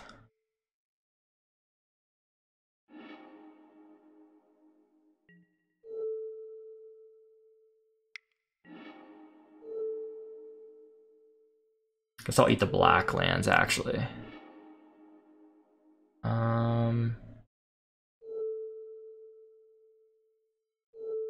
Yeah, they have like a fetch land already, so... Wooded Foothills, maybe? Matter. Copperline Gorge. Rest of them are just fetch lands, so...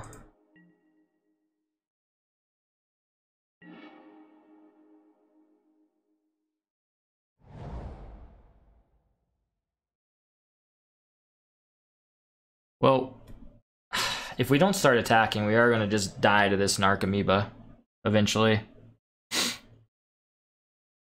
Unless we, you know, had found a flyer. Oh, there was a Creeping Chill. And he had to discard it. Wow. So they very well could have Creeping Chills in their deck. I think that...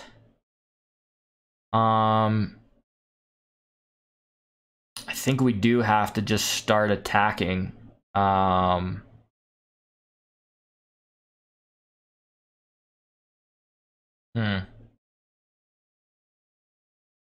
have 8 mana. Could destroy a couple lands, but that's not going to do a whole lot. No more creatures in the graveyard yet. This would be 8, so that's 5, 6, 7, and 8. So I could play out those 2 creatures. Yeah, I mean, we're on a clock with that Narcomoeba right now.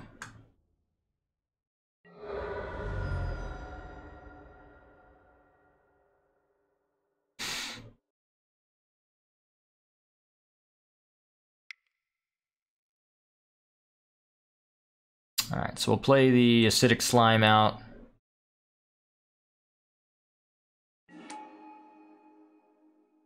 And, I mean, they have a fetch land that they haven't been cracking, so obviously we're not targeting that. I'll hit a Stomping Ground.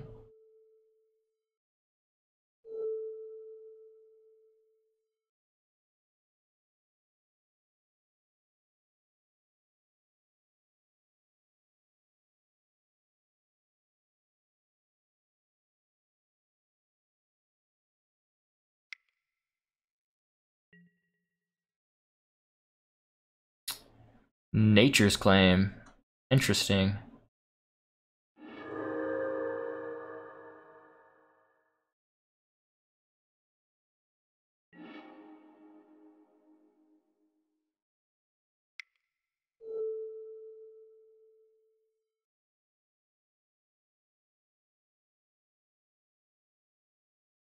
Well,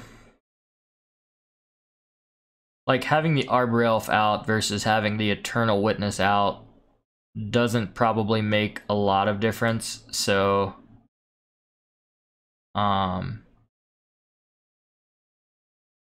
well, I guess now it's going to force us to make the play that we started on, which was just playing the Eternal Witness out, so sure. We're kind of putting our shields down for a turn though, so it's not great, but we'll see what they have.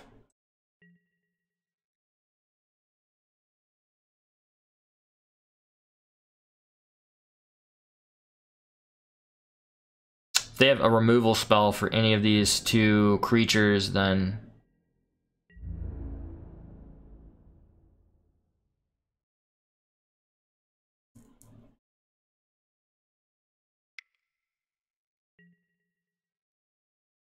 so we'll definitely block the Bloodghast here since they're giving us the opportunity.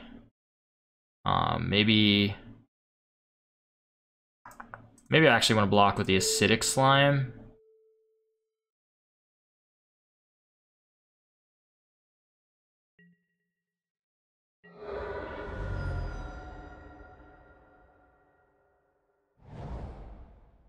Yep, so Bloodghast is coming back.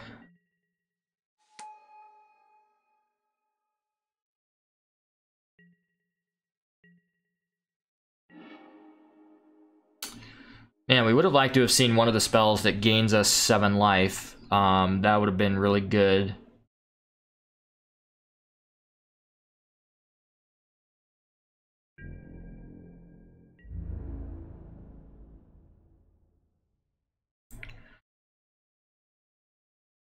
So I don't know what they have in their hand. I'm almost inclined. I'd like to be able to block with 2 creatures. Or sorry, attack with 2 creatures, and I'd have to block 1. I can gain a life, but I think we just need to keep attacking with Scavenging Ooze here. Scavenging Ooze is lethal if they don't block it.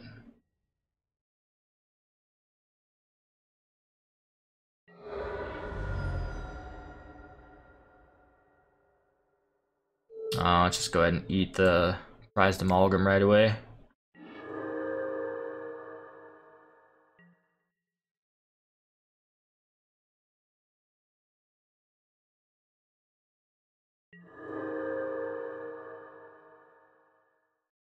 Still no dredgers in the yard.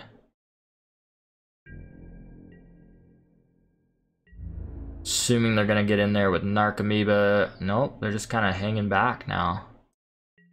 They have 9 cards left in their yard.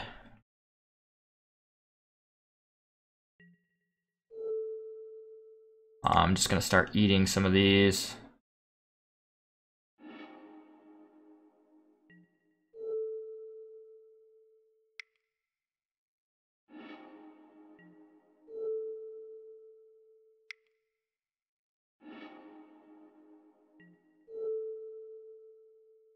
Eat all of their land so that not as worried about life from the loam into other things.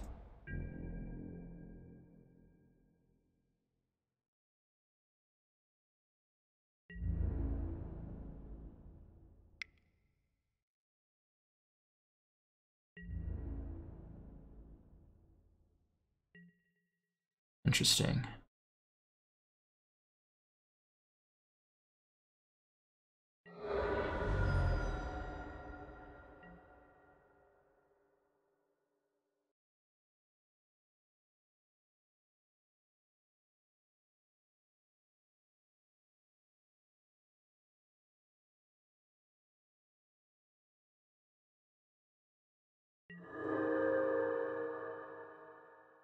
So they have a Bloodghast left. We're at 3 life. We can go to 4 with Acidic Slime and 5 with Narcomoeba.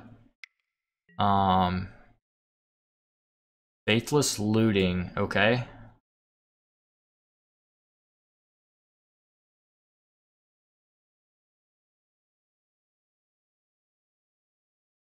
Do they have more Creeping Chills? I don't have a way to dredge them right now, though, if they do. And I don't I'm kind of thinking they don't have black mana left in their deck.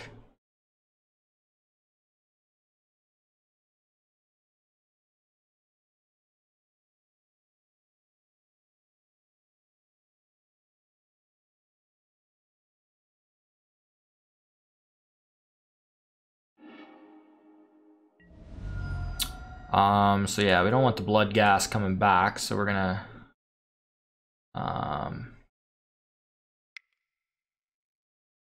yeah, black mana there. Okay, so we won the match, or sorry, we didn't win the match. We won that game, but we don't have a lot of time left to do much this game. So we're gonna have to try to play as fast as possible, and hopefully, which may have been a reason to bring in something that can win a little faster. We don't have a lot of really fast win conditions. I would have liked to have maybe brought in some Obstinate Baloths, I think, but we're just gonna have to play it like this.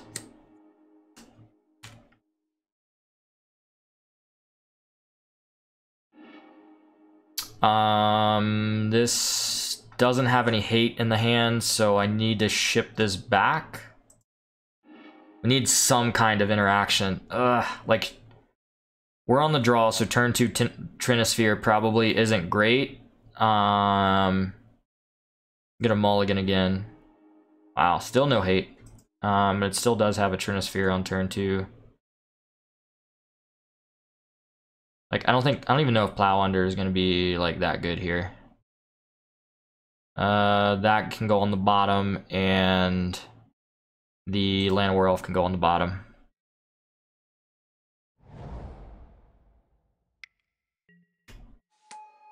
Man, they've had that Shriekhorn on turn 1, I think, all 3 games, so that's pretty good.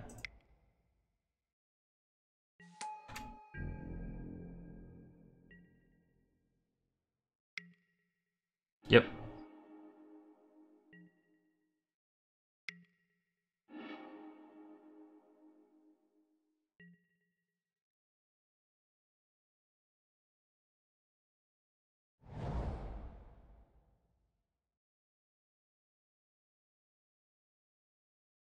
See what they have.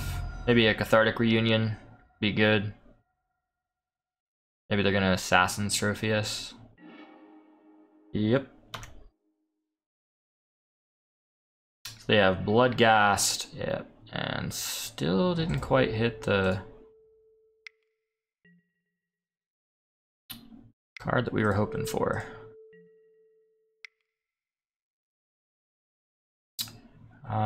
Let's see.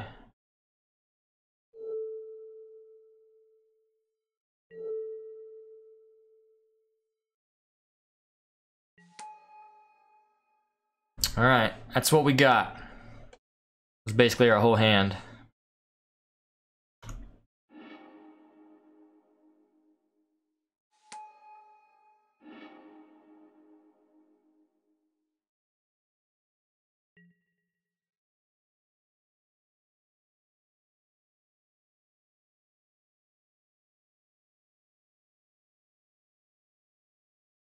So this is probably, I mean, if they have land, it's going to be a big turn for them.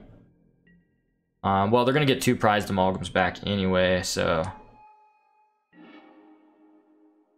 I think we probably are dead.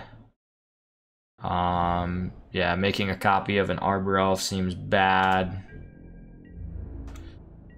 Not a lot that we got going on here. We have a lot of mana, just nothing to do with it.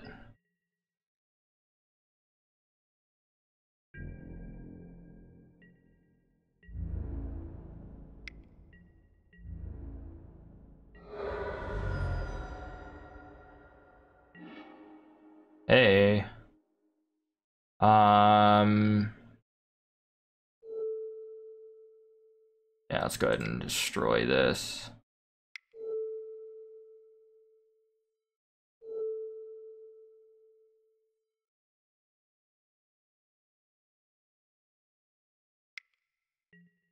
Yep.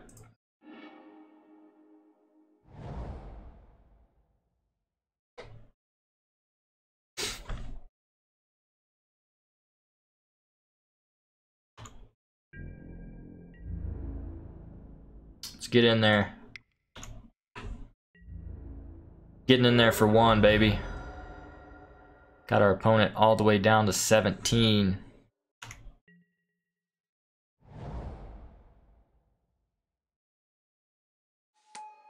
Yeah, this is definitely a matchup where we're dependent on seeing some hate. That is for sure. So any new... Oh, wow. I mean, could make some blockers. Yeah, I think we're just dead here. Yeah, this is definitely one of those matchups where we have to see the hate or just lose.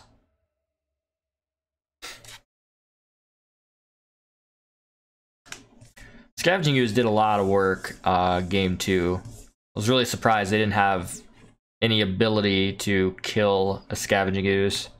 And it might have actually been really good that we chose to eat those 3 lands, because they may have just had an Assassin's Trophy that they were trying to get black mana for. So we lost the die roll. This hand is okay. I'm gonna keep it just because we're on the draw. We have another opportunity to draw a forest, but we do have Arbor Elf, Utopia Sprawl, Plow Under. It's a little slow, but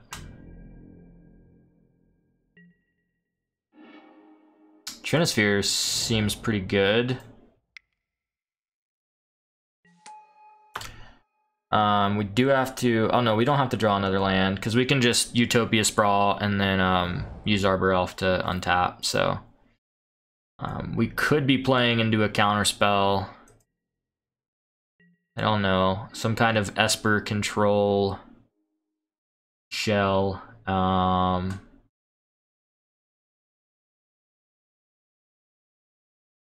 But that's fine. I mean, we're going to try to bait out the counters anyway, so... Go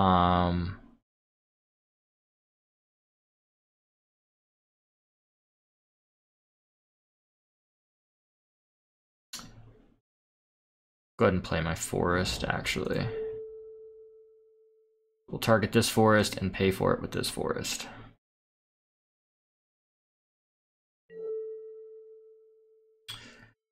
So we'll choose blue.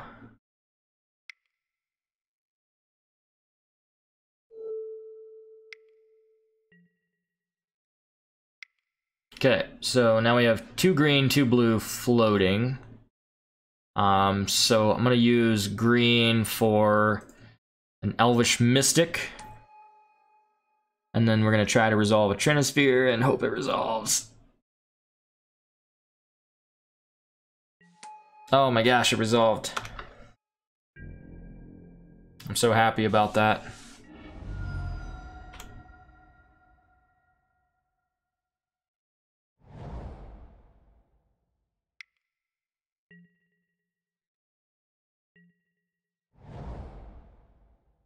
I hope they use their mana for something this turn, so that we can plow under next turn. Because they could still have, like, what kind of counter spells would they have? They could have Remand, Isle Spellbomb for 3 mana? Ugh. I mean, maybe they played against this deck before and they know that we're going to utilize our graveyard a little bit, but yeah, we don't get any extra value off of playing another one of these. So yeah, we just plow under here. I'm going to put both of the Shocklands on top. And then I think we can still get in for 1. So how much mana do we have? 1, 2, 3, 4, 5, 6. So we're 1 mana short of actually Hornet Queening here, which would be really interesting. But I think just doing this is also going to be really good.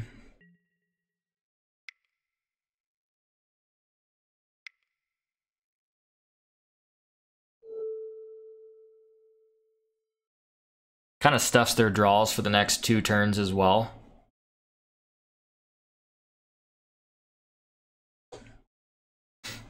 Wow. Our opponent did not like that. They did not like that at all. So, is our opponent playing Snapcaster Mage? if our opponent's playing Snapcaster Mage, we can consider bringing something like Scavenging Ooze into the deck, or like a Grafdigger's Cage or something, although I don't think Grafdigger's Cage is that great. I'm just not too excited about... I guess Walking Ballista is a threat. I mean, it is a threat.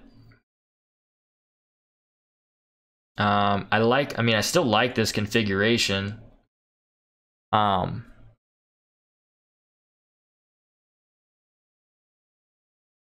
Yeah, double Time Walk is very brutal against control.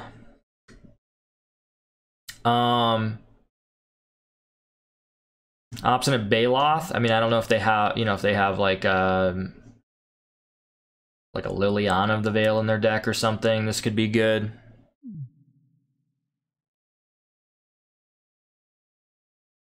I mean, I like this as it is. I don't know that we need to really change much.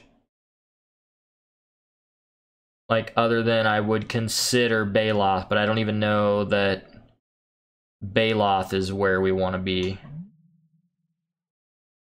I mean, this can get the fetch lands. I'm thinking so too. I'm thinking we just run this back. I'm gonna run it back. Yeah, I thought about Baloth. I think we can just run it back and try. Oh, this hand. This hand, we're on the draw. This hand's definitely slow. I'm almost thinking we're probably supposed to ship this back, because playing like turn 4 Acid Moss is probably not going to get them as much as, playing... Yeah, let's ship it. And it didn't seem like the delay was that long there. I mean, I don't know how long it was when you ship this, but, we were still kind of considering our hand, so it does seem like the latency is better. Mulligan. This looks like the exact same hand almost, except for we have a Utopia Sprawl, so that may incline me to keep it. We have at least some kind of ramp ability here, and we also are on the draw. I think I keep this, and then I ship back the Hornet Queen. I'm thinking that's what I'm doing. I'm gonna keep this and then ship the Hornet Queen here.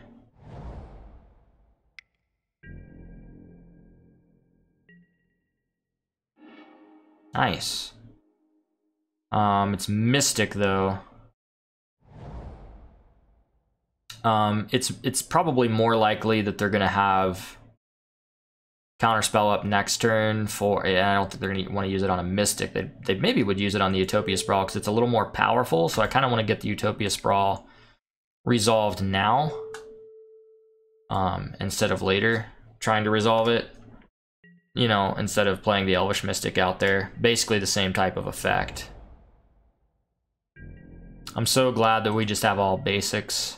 Other than Pendlehaven, I guess they can get us with, do you guys know? I don't understand why Pendlehaven's in the deck.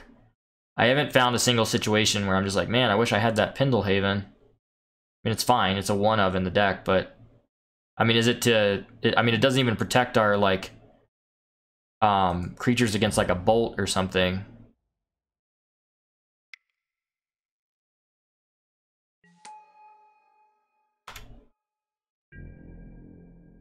I think they're going to probably be very cognizant of tapping out on this next turn because of they got blown out by Plow Under last time.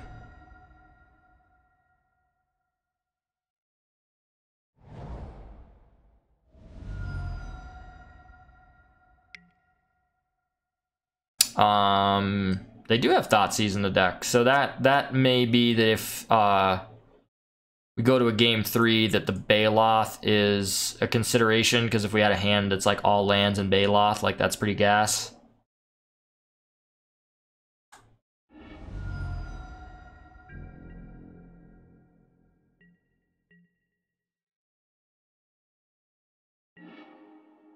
Vivian Reed, it's interesting. I mean, they have 2 open mana. Could be a negate. I'm sure they have negates in their deck now.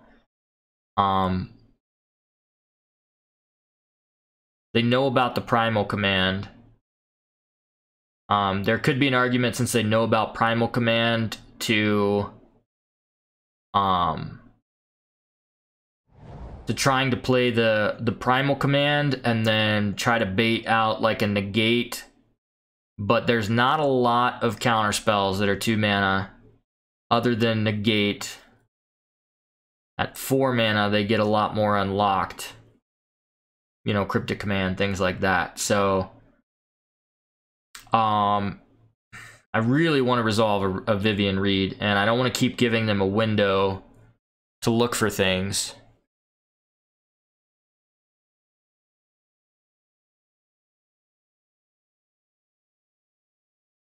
Let's maybe try to... They know about the primal command, though.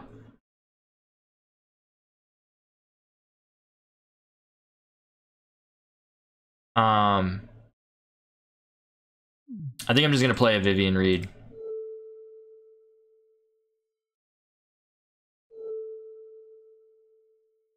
We'll see if he has a negate. I'd be surprised if... Yeah.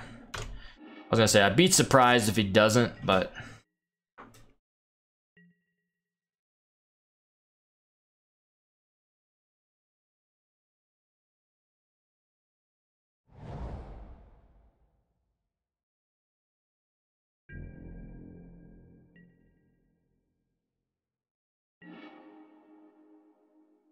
He knows about Pendlehaven.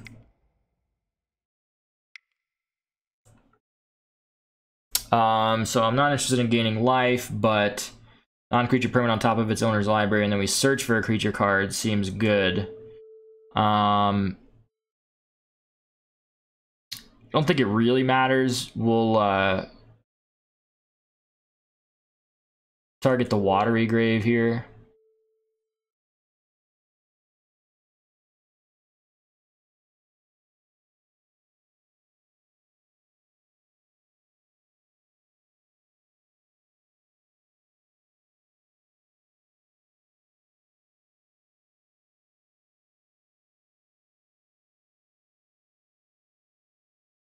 Yeah, Leak, I felt like Leak was starting to see a lot less play. But there are some decks that are still definitely playing it. I don't... We played an Esper list the other night, and I don't think we were playing Leak, but... I might be interested in... Man, I mean, there's Acidic Slime that we can get value out of. I don't know that we're ready for, like, the finisher yet. Like, Eternal Witness, maybe trying to get back Vivian Reed could be good. How much mana do we have? 1, 2, 3, 4, 5, 6. We'd have 7, so we'd have... 1, 2, 3, 4, 5, 6, 7. Maybe we just take the... Maybe we just take, like, an Acidic Slime. I like Eternal Witness, but being able to get back, like, Vivian Reed as incremental value if they don't have a way to deal with it, but... I think we really do need to kind of try to keep them off base here.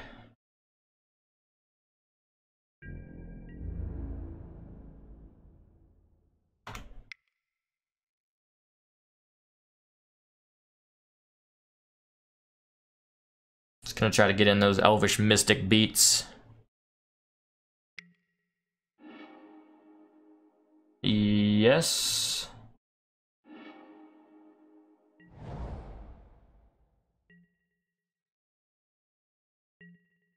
Yeah, E-Witness might have been the better option. I'm just thinking if he didn't have a counter spell last turn, the window's a little shorter to kind of be able to keep him off. Normally I should be excited about Walking Ballista, but I'm just not.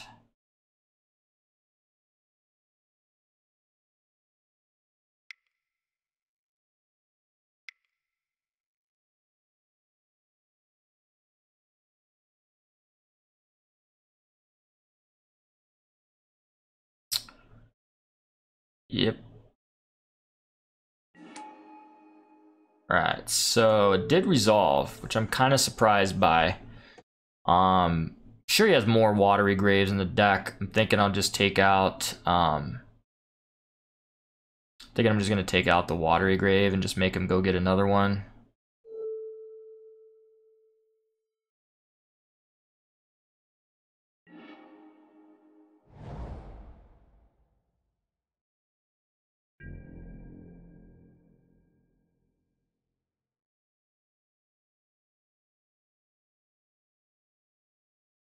So he might just have like some more negates in his hand or something like that.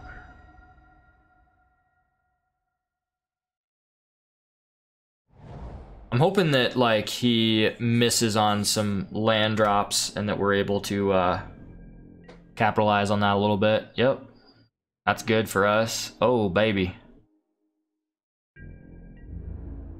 And if he just has like a handful of negates, then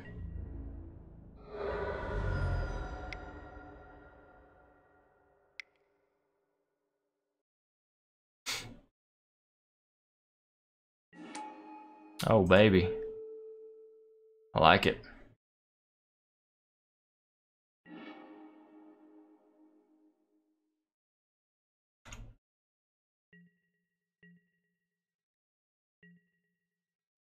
No land drops. Oh, and we got the match. Man, that was kind of tense. I wonder where he had his hand. Let's reveal our hand. Show him that we have the gas that is walking ballista. Artwork is really sweet. Some pretty sweet artwork. These must be like MTGO like promos or something.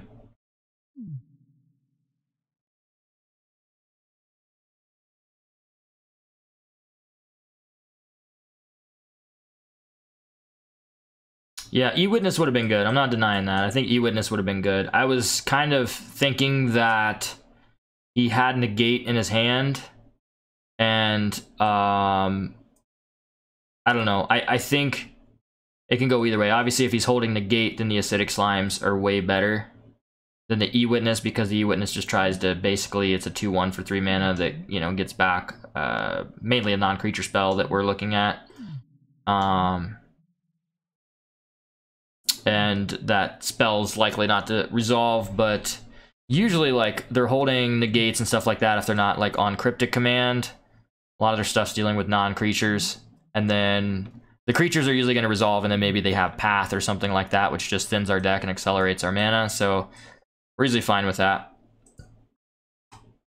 Oh, Meatloaf 92. We tried to play against this guy earlier. He was playing a Dredge deck, and he was playing Serum Powder, and then he like exiled a bunch of cards from his hand. Serum Powder like did it like 2 or 3 times and like exiled all of his dredgers and or just a lot of his like Bloodghast and Prized Amalgams and stuff like that, and then he just conceded before he even decided to keep a hand. Or I guess maybe he kept a hand finally and just conceded, but whatever, we didn't play a game. That's kind of how that went. So it was interesting. I'm really liking this deck. This deck is really cool. It's got some really good play to it. I mean, we beat Esper Control. We beat Infect. The fastest decks, the slowest decks. It's got game against all of them, I think. You guys have just now tuned into the stream. Thank you so much for tuning in and following the channel. I really do appreciate it. If you haven't already, if you guys would follow me on Twitch, I would really appreciate that as well. And we're playing some Modern. We're playing this mono green control list. Didn't we play against this person already? I could have swore we did. I'm pretty sure we played against this person. I don't remember what they were playing. Turn 2 Trinisphere seems good. Alright, Suicide Jockey. Suicide Jockey is actually the one that is our most recent follower here on the channel, and is actually the one that submitted the list that we're playing right now to us last night. So if you're tuned in and you guys have some lists that you'd like to see us play as well, feel free to submit those lists, be it Modern, Standard, Pauper. We kind of play a little bit of everything on this channel. Sometimes we are playing Draft on Arena or Standard Arena. This might have been the person we lost to that was playing the green-white. Sorry, I'm just trying to look here. Was that EPI Candy? Sorry, I'm trying to look. I was trying to look at my screen. EPI Candy. that was your name. I hope I got it right because it popped up on the screen briefly. Thank you so much for the follow. I really do appreciate that. Thank you so much. And also, if you're tuned in, EPI Candy, you know, let us know where you're from and what your favorite format is.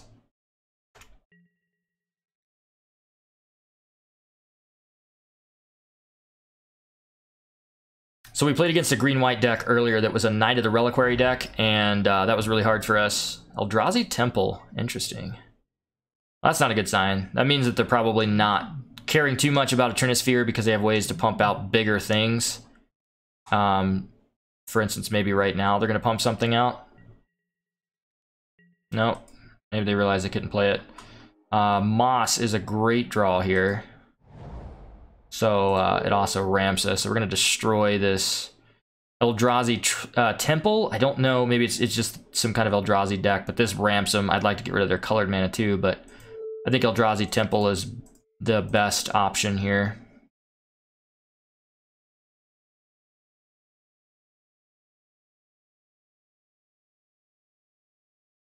Did you send me any list, Patrick? I didn't see any list that that you had sent, and I did check my Facebook today. I don't know that if you sent any list to me on there or not, but send me a list, Patrick. We'll play it for sure. We were gonna play that one last night. I can't remember if that's the one that you sent or not, where we didn't have any of the gemstone caverns in that we could get. So I think I'm more interested in pumping out. I'm not gonna attack here because we can make a little bit bigger of a walking ballista here. I really would have liked to add another land destruction spell there, like a plow under would have just been gas, but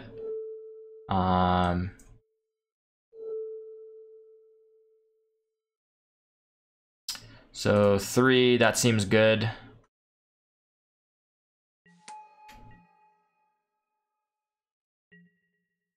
So they might get to play something this next turn. If they have a land drop, then they can probably play a 1/2 or a 3 CMC spell.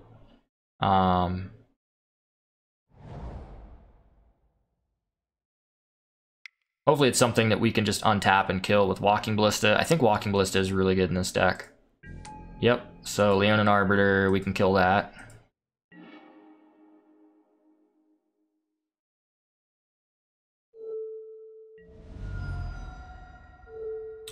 Might as well just kill it now.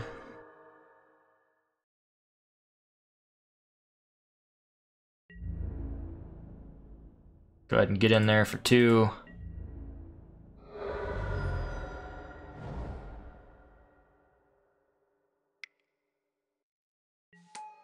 Vivian Reed making her appearance. Standard superstar making her appearance here in Modern. Let's go digging here. Not great. We'll, I guess, maybe taking an Arbor Elf in case we draw something else. Like the Utopia Sprawl would be good here. These cost 3 mana right now because of a Trinisphere being on the battlefield, so we can't play out one of those from our hand. Nice, from New Jersey, outside of New York. Love the draft. Followed by Modern. Sweet, man. We do some drafting on here sometimes, too. I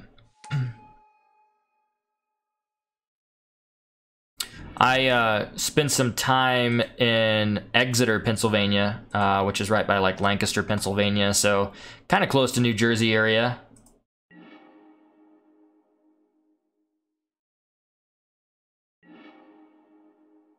Acidic Slime or Eternal Witness. So Eternal Witness, we have 6, 7 mana.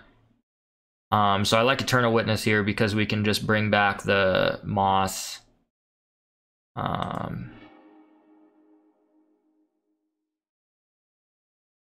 that's 7 mana, right? Yeah. So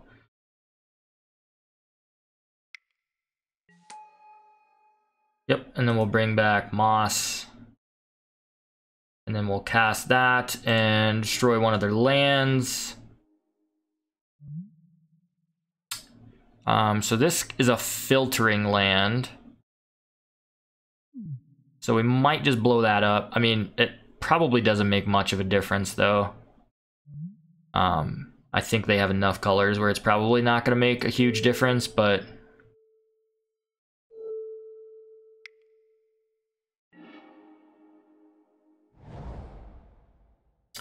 Alright, so we're definitely, we got lots of lands now.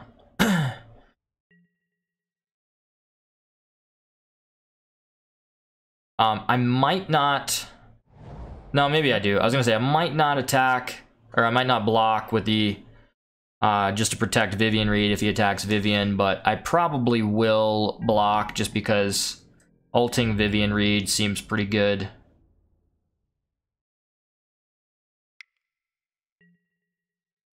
I really value this walking ballista right now, so I'm gonna block with an Eternal Witness. Because being able to ult a Vivian Reed is definitely a really good win condition. You get an emblem, creatures you control get +2/+2, have vigilance, trample, and indestructible. That's pretty challenging for probably a deck like they're playing to deal with.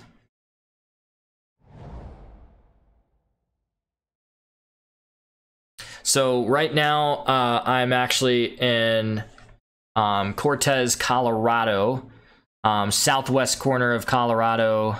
It kind of borders with like Utah, New Mexico, that area.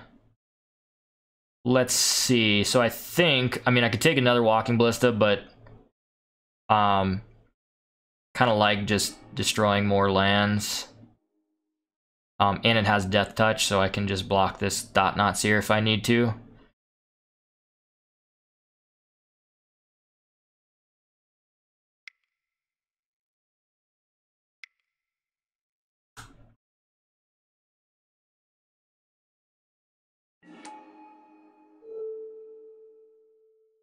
So we'll go ahead and destroy this Temple Garden.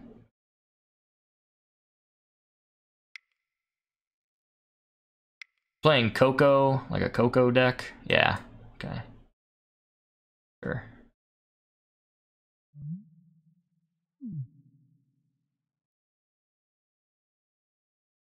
So Vivian Reed's definitely a problem for him right now. Yeah, that's right. Patrick is moving to Harrisburg. I do like that area a lot. Told him he had to go to the chocolate factory when he goes to Harrisburg and watch the fireworks on City Island.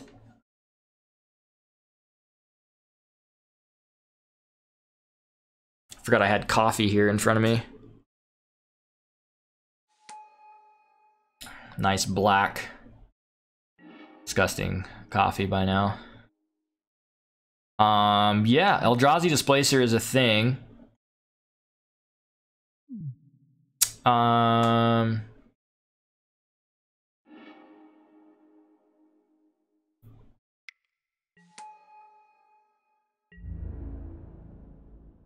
So I'm gonna kind of hold back for now. I really probably need to start putting some counters on this walking ballista.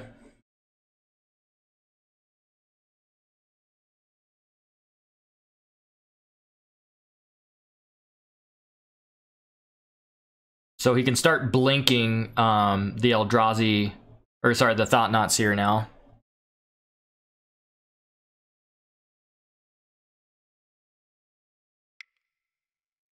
Yeah, maybe we should definitely hit the Ghost Quarter if we get a chance.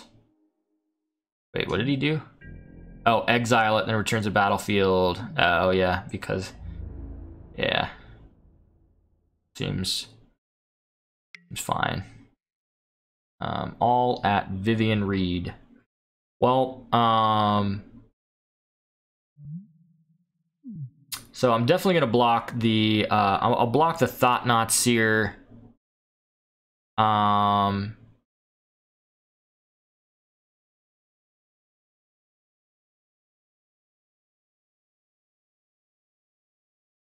then I think I'm okay with probably like the 6 going at Vivian.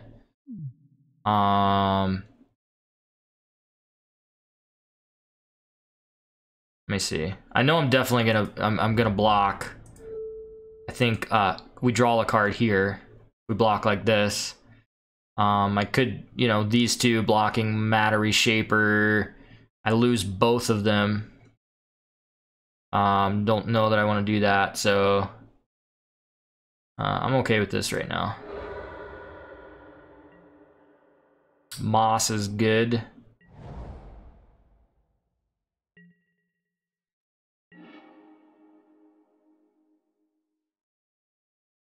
See what kind of creature we can find. Nothing. Swing and a miss.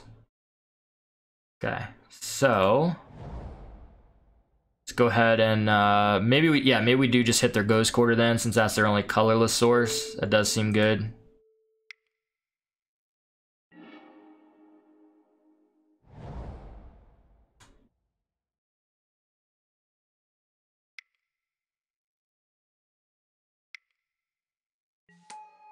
All right. We definitely need to find something here that can maybe help us close out the game. Knight of the Reliquary. This is the same deck that we played earlier, I think.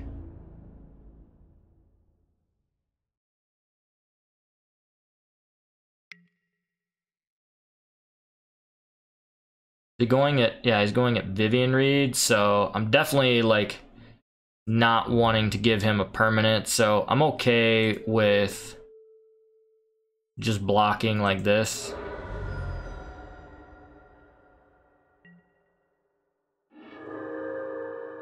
Well, there's another Vivian Reed. It's interesting.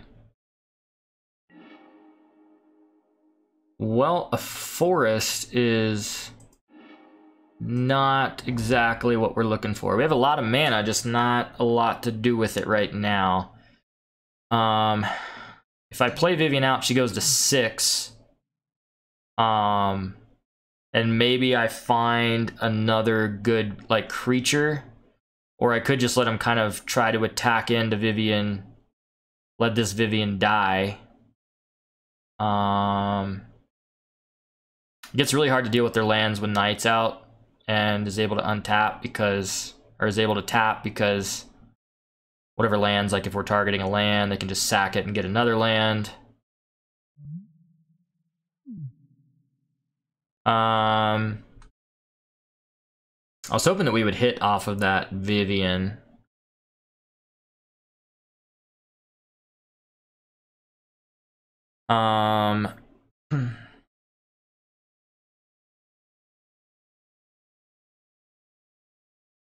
Yeah, let's see what we draw next turn. It's gonna be tough.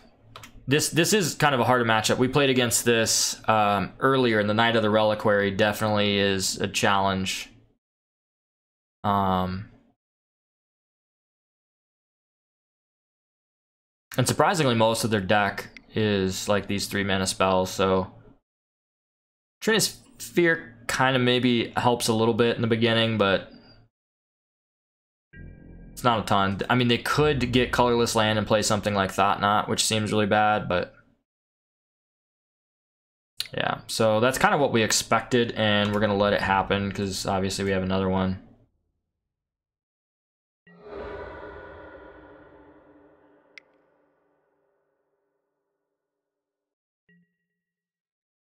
Renegade Rallier. Okay. Wow. Another land. 10, 11. This will be land number 12.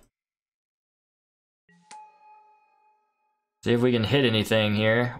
Hornet Queen, and we can cast it. Hornet Queen is probably the best possible thing that we could have hit here, I think.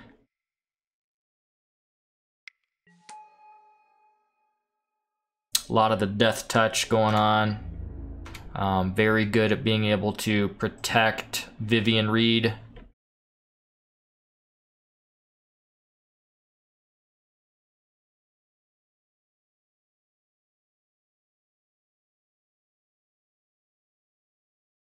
We have managed so far, it doesn't seem like he's been making land drops recently. I mean, we have 12 lands on the battlefield. He has 3.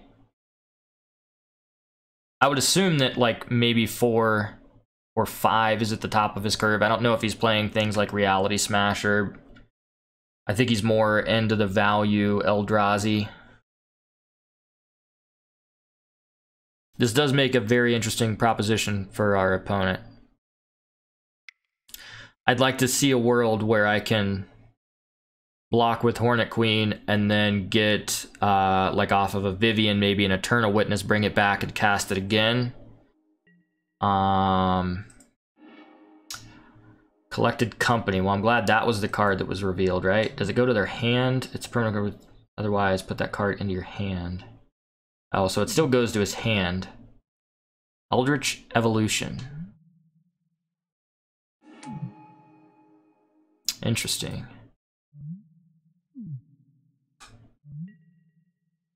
It deals 3 damage to each other creature and each opponent. Okay, well that wipes their board except for the Knight of the Reliquary White, right? Okay.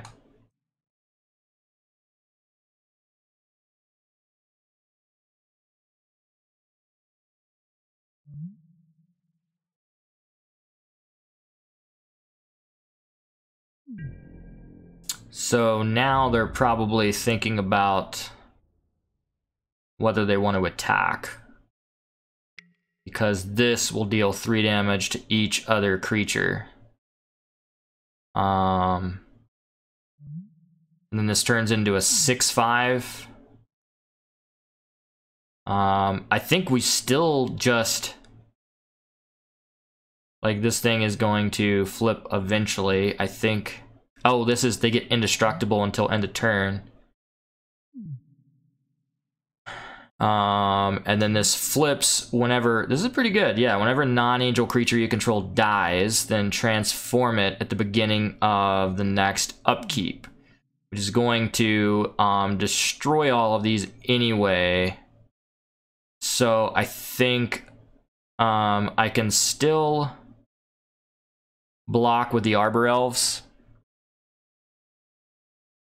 Yeah, it's not great for us. So I think I want to keep this Vivian alive for now.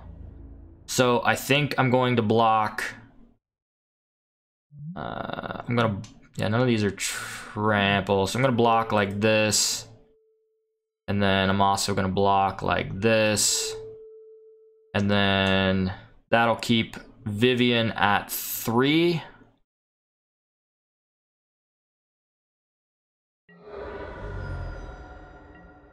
The problem is with this deck is we just don't have a lot of ways to get things like an Avacyn off of the battlefield.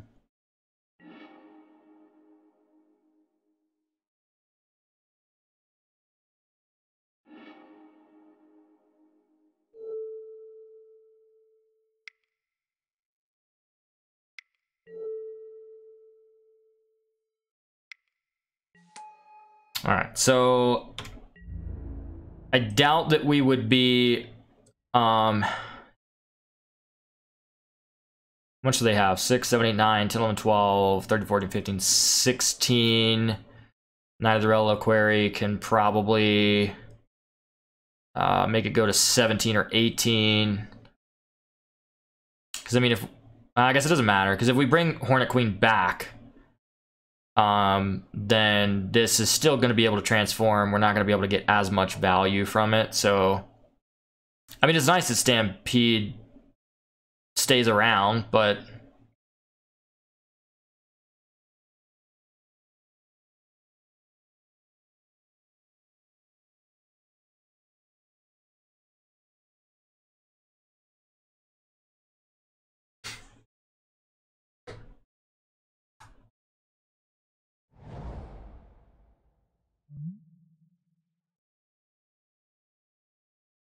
oh, right. Yeah. I've played Vivian Reeve in Standard. I don't know why I wasn't playing late at night sometimes. Was not even thinking about the minus on Avacyn. I think I was more just kind of thinking about how we're going to get around when she transforms, and I wasn't even thinking about the minus. Yeah, we should have downticked.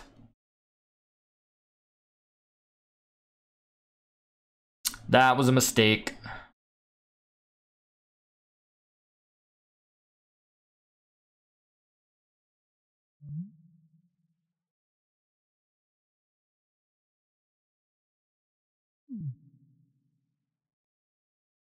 Maybe he's trying to figure out how to transform. Like, we'll still just block. I don't even, like, it doesn't matter, but we'll still just block. Depending on how he attacks, though, I guess. Like, the Knight of the Reliquary could still stick around after 3 damage.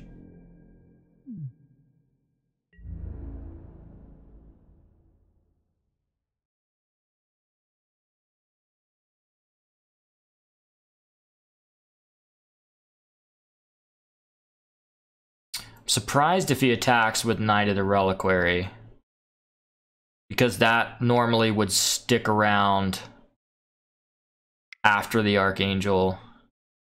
Is he just gonna blink something?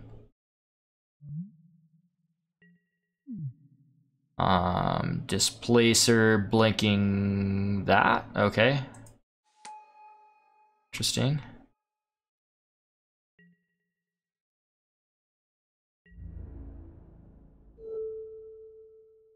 Well, everything is gonna get, like, board wiped anyway.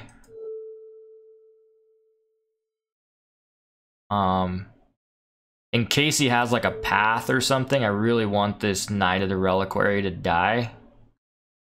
So I'm okay just, like, tripling up on it, because this is gonna flip. And then we should still be able to untap and kill it, right? Even though we kind of, like, misplayed, I think our opponent maybe misplayed as well by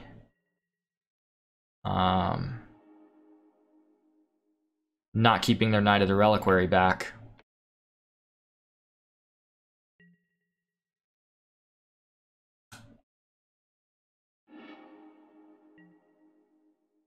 I know, it was my fault. I should have known, like, on Vivian Reed. I usually do, like, when I play her in Standard, it's like I'm always aware of that ability, that she can kill something with flying, because I'm always thinking about, like, oh yeah, she's gonna kill this Hydroid Krasis, but for some reason, I think I was just tunnel visioned on finding something off of Vivian to keep us around, but 2 mana. And maybe they're forgetting about it as well. Interesting. Okay. Yep.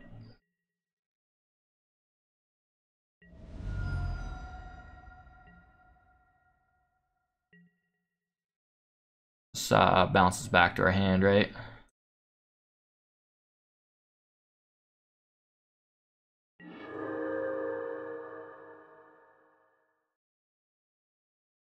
Alright, we're gonna do this right this time.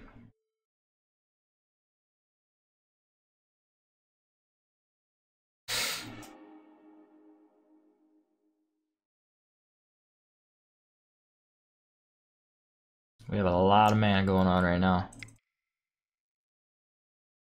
Alright, so we'll still keep him off the colorless.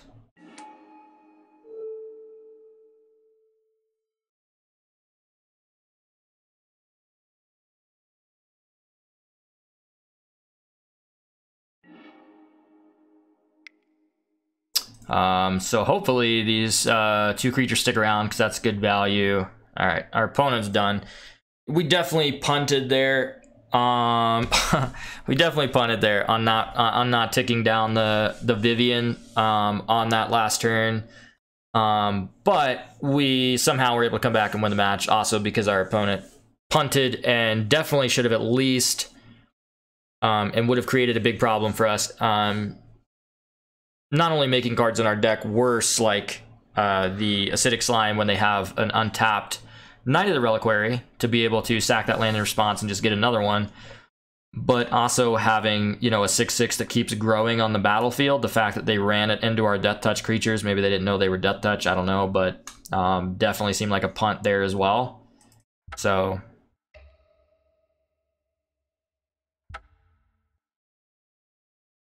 okay. Jump into another match here. Yeah, there was punts all around, but we did manage to recover.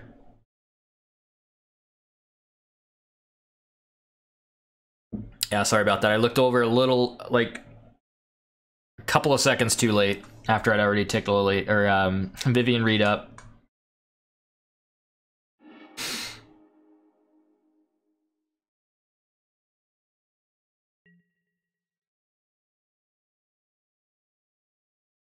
Yep, I was really surprised as well that he wanted to blink my 5/4 and tap it.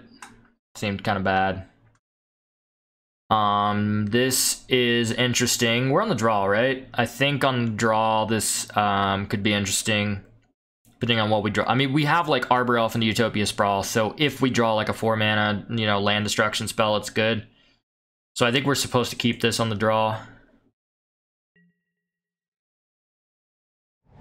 Especially like we're pretty like Thoughtseize Inquisition proof because we're doubled up on both of them. I mean, they can take our value, you know, which is like a Vivian Reed or Eternal Witness, but interesting. So Polluted Delta, it's a beautiful Polluted Delta. I don't know, this could be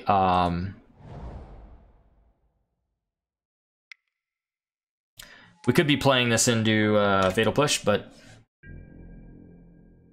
maybe our opponent's on that new gas deck that's called Grixis Death Shadow that just wins everything.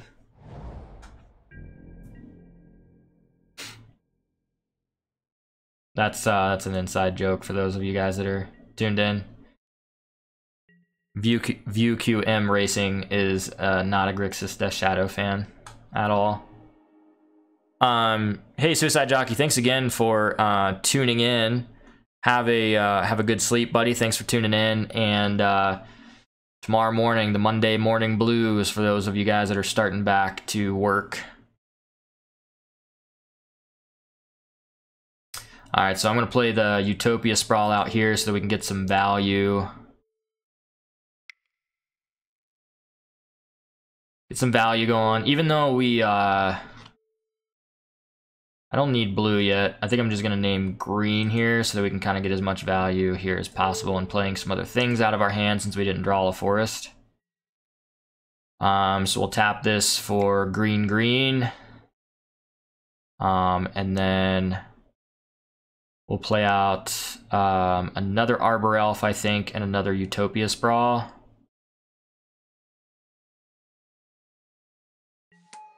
Or actually, we can just play the Elvish Mystic because... No.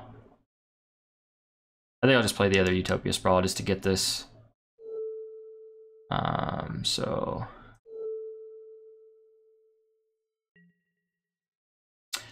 This time I will name blue, just because this is basically the only way we generate blue mana in our deck that I can think of. Because we do have a card in our deck. There's 3 copies of it where blue matters on the flip side. So is this Grixis Control maybe?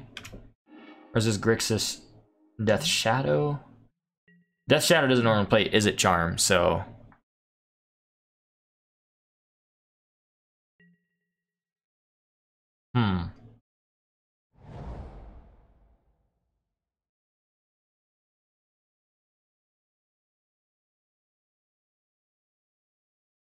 So we have a lot of mana next turn just because of this one land. As long as we don't get, like, Fatal Push Lightning Bolt.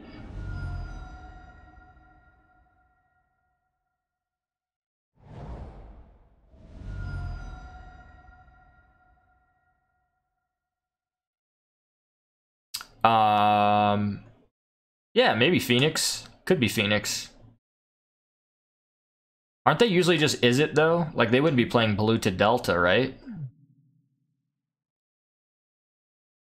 I'd be kind of surprised. And usually, Phoenix should be much faster. Like, they're already on their turn 3 and haven't done anything yet. If I'm playing against Phoenix, I'm expecting that turn 1 is, like, Faithless Looting. And then turn 2 is, like, at least get 1 Phoenix onto the battlefield. Yeah, so Death Shadow. Land Destruction can be very good against Death Shadow.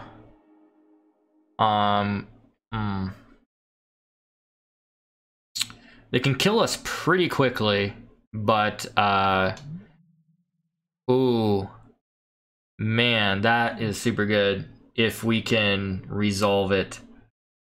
There's a good chance that this probably isn't going to resolve, but we definitely can make our Grixis Shadow player gain 7 life and not be able to play their Death Shadows, while also disrupting their mana base. They could probably have a Stubborn Denial or something like that, but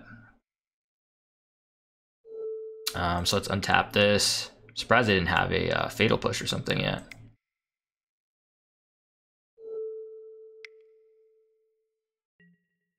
See if we have any way to bait out something. So we have 9 mana. Man, we're just short of being able to cast 2 of these. But that's fine, because I'll try to resolve 1. That's 5, 6, 7, 8, 9. So I'm going to try to resolve 1, or resolve the Primal Command. If he Stubborn Denials it, then I'll play an Eternal Witness, get it back, and then try to play it again next turn. I'd like to have 10 mana next turn to kind of just... we draw another land drop, that'd be good. Anyway, let's try to resolve this. So target player gains 7 life, and like maybe we are just supposed to search for a creature card because they can't Stubborn Denial and it has Death Touch, Acidic Slime. If they only had 2 lands, I'd be a little more inclined, but they don't. Their deck is so efficient, they don't need a lot of mana. So putting a land back on top doesn't do a lot.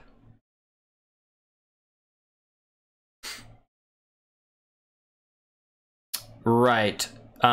He could Stubborn Denial, but I mean, it's also usually when I'm thinking about playing against Death Shadow, if he's probably holding something in his hand like the Street Wraiths or something like that, they'll usually have a way, even if it's, hey, bolt myself and then, you know, make my Death Shadow a 5/5 and then Stubborn Denial you. They usually have ways to kind of Stubborn Denial, but we'll find out.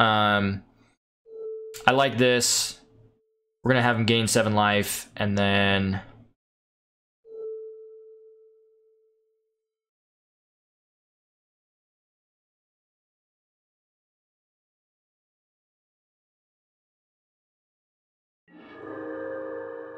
wow.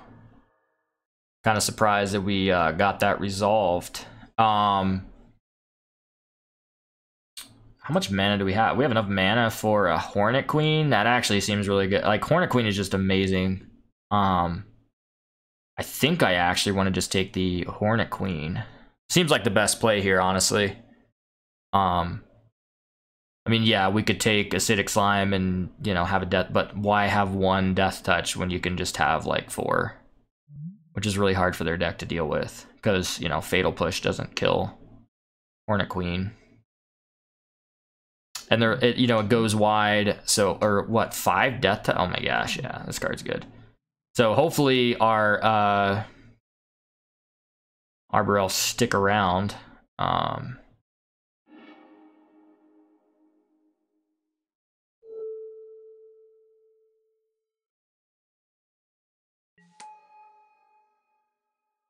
Yeah, we'll bring back this Primal Command. That seems good, and then we'll use our final mana to play out the Elvish Mystic, and we'll pass turn. Seems so strange to have our opponent gain that much life, but they're already gonna start trying to lose it again. They know that we have this Hornet Queen in our hand. They could just Thoughtseize it now, but I think I'm okay with that proposition. Manamorphose. What is this? Manamorphose is not a card that's typically played in Death Shadow, Grixis Shadow. Sure, Thought Scour myself. Oh, okay. So they are playing Arclight Phoenix. Interesting. I'm so confused now. So another Arclight Phoenix. Interesting. Okay. So now I'm kind of glad that we got the Hornet Queen. That seems good. Doesn't seem great, but definitely buys us some time.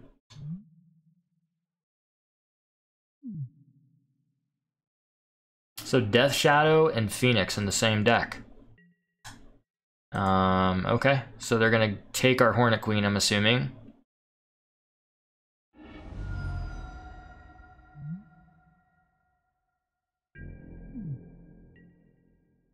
That's pretty good.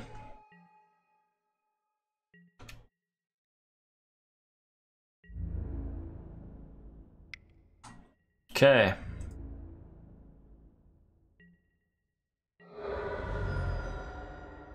Yeah, Phoenix Shadow. It's interesting. It is interesting, I will say that. Okay, we finally hit another land here. So we have 3, 4, 5, so 3, 4, 5, 6, 7, 8, 9, 10, 11 mana. So we can Primal Command twice. We could have actually gained ourselves 7 there, but the Death Shadow is kind of a problem.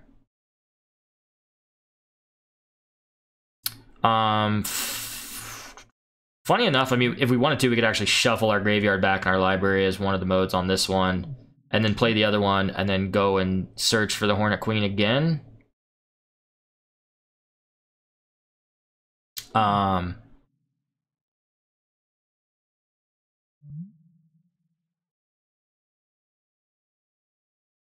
Yeah, I don't think like any non-creature permanents going on top of their library is very good. Man, if we would have had turn 2 Trinisphere though, that would have been really good. Yeah, this deck's interesting. I have not seen this yet. Anyway, let's start generating some mana here. Untap this. Tap it again. That's 6 mana, so let's shuffle the graveyard into the library and then search. I guess we could do that. Just do it all at once. Shuffle the graveyard and then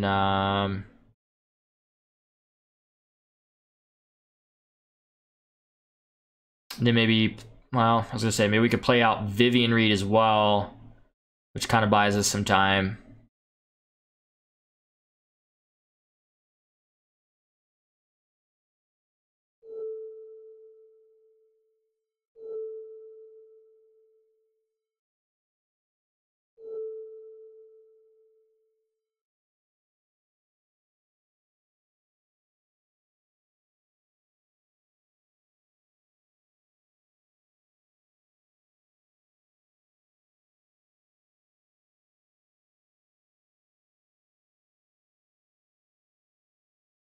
Wait, do we have enough to cast it? So we have 1 floating, untap. Tap for 3, that's 4 mana, 5, 6. I think we're just short, right? Of being able to actually cast Hornet Queen this turn.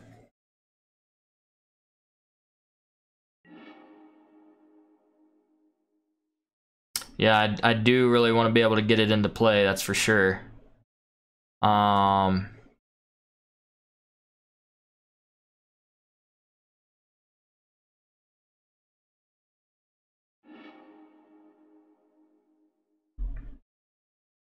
I could play second Primal Command here, but 3, 4, 5, 6, 7, 8, 9.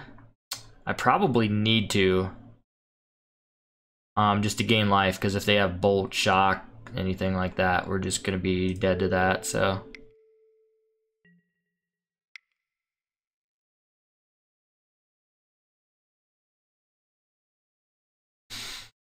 Alright, so what do we want to do with this one? I think, with this one, gain 7 life and then search for another creature card seems good.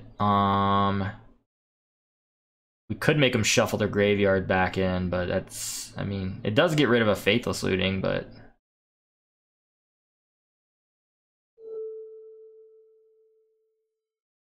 We'll choose to actually gain some life this time. I mean, with all the mana, could we just take... We could take a Walking Ballista. 3, 4, 5, 6, 7, 8, 9, 10, 11. So 10, that's a 5/5 Ballista. Can shoot a couple of things. I think we just take the what I was thinking about earlier was the Stampeding Sarrow, being able to maybe, if we can Hornet Queen and it sticks around, being able to keep bringing it back. Yeah, I thought about Vivian -2, but just the fact that they could... Wow, interesting. I did not expect that.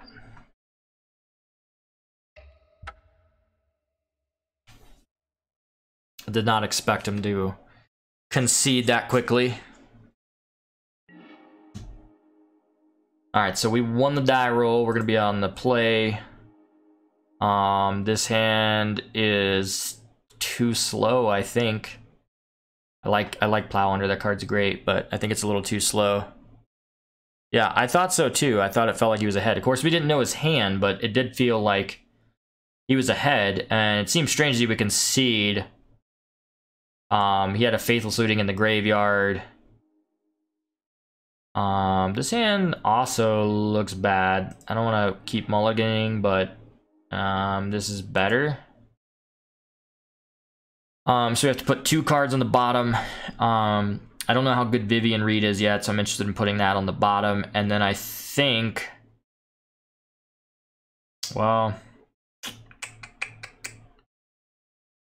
Like Vivian Reed and... Maybe Primal Command.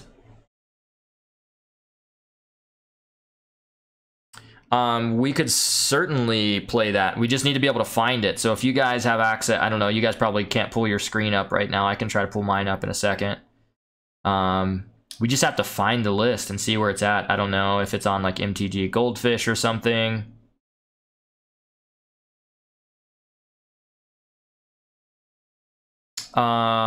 Man, this is tough. This London Mulligan rule is tough. Okay, yeah. Maybe he doesn't want to sit through us thinking there on what to do. That's a tough one, especially with this deck. There's just so many hands that are so close. Yeah, let's try to find that list, because I would totally be down to play some games with that list and check it out, see what it's all about.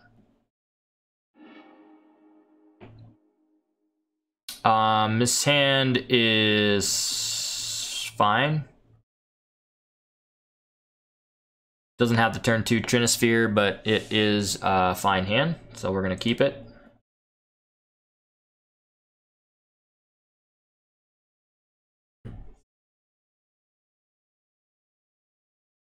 It's another option. We could definitely brew it.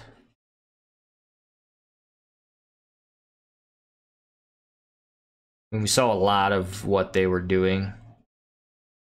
Definitely, if you're playing Death Shadow in your deck, you want fetch lands, Thoughtseizes. I didn't see any Street Wraiths in the deck.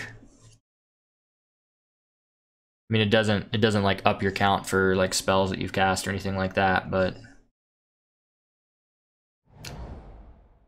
Cavern of Souls. So humans maybe.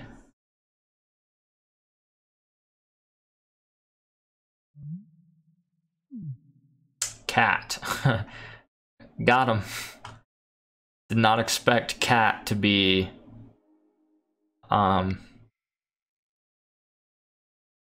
what was named. Okay. Okay. Interesting. Oh, and we got the Arbor Elf as well. That's really good for us. That was like probably one of our best draws there. We don't have a 4-mana spell though. to make this better, but are they on one land? Oh, they might just not have played their second yet, I'm sure. Must have mulliganed, right? They did mulligan. I mean, they have 4 cards in their hand right now.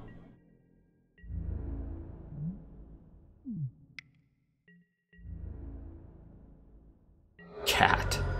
Still can't get over the fact that they named Cat as their Cavern of Souls choice. Wow. Well, he's not gonna like what we're doing here soon. At all. Okay, cool. So, do we have 5 mana now? So this, play that.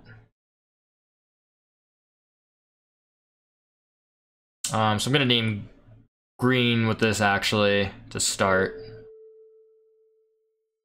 So we add double green, untap it, add double green again, and then set up for a good turn next turn. Double green, untap it, double green again.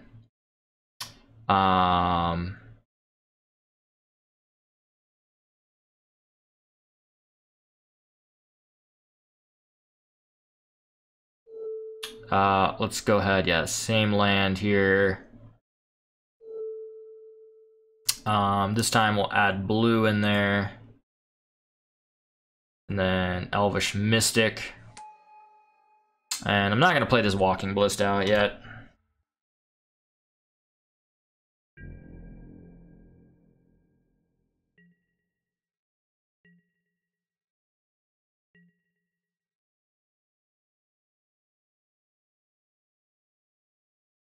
Yeah, oh man, they didn't even give us an opportunity to play out our next turn. We were going to be doing some good stuff.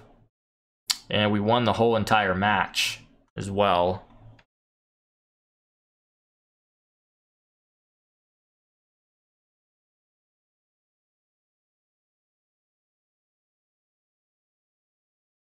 So what decks do you normally play in Modern, Epicandy? When you do play Modern, you said it was like your second favorite format. What decks do you normally like to play? We actually have a pretty good record with this deck tonight. This is probably, out of the other decks we played, like the Death Cloud deck, and the green-white value deck, this is definitely the best of the 3. We're gonna mulligan this. This is definitely not a good hand. This, I would say, is a pretty good hand, and we'll ship this Hornet Queen. Everything else that we have does good things, but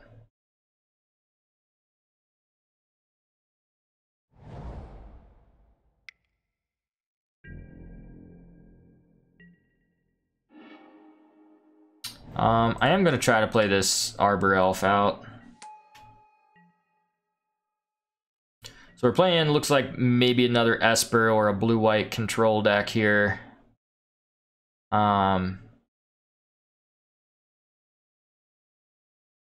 Next turn we can either try to Trinisphere or Acid Moss.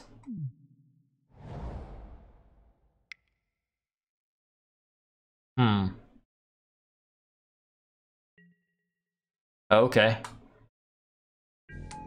So I'm kind of into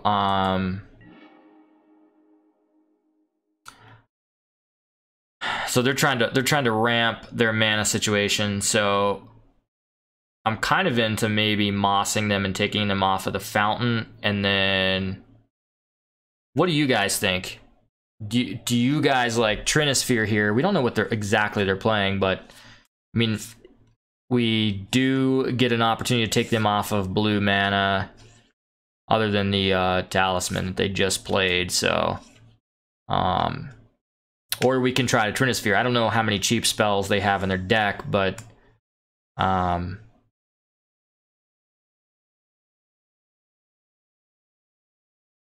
humans, elves, rock, black, white tokens. That deck's pretty sweet. Band Company. Yeah, those are all really good decks for sure. Sure, let's try the Trinisphere then. So we'll put the Utopia on this forest. Paying for it with this. We'll add a blue mana whenever we tap this. Tap it for 2, untap this, tap it again, and use the Trinosphere. Okay.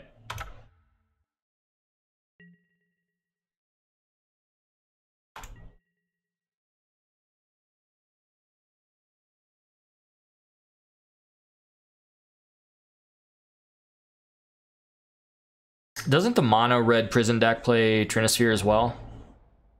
Ooh, I like the fact that that land comes into play tapped. Well, I guess we'll see if they have like negate or mana leak, maybe. I guess if they do.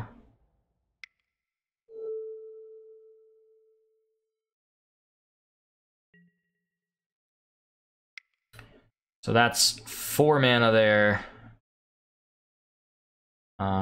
So we're just short of being able to play Eternal Witness this turn, but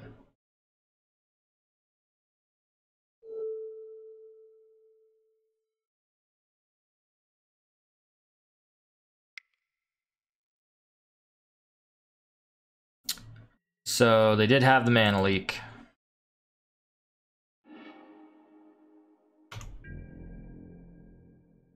Well, I think next turn we can actually play the Eternal Witness, get back the Acid Moss, and try again, but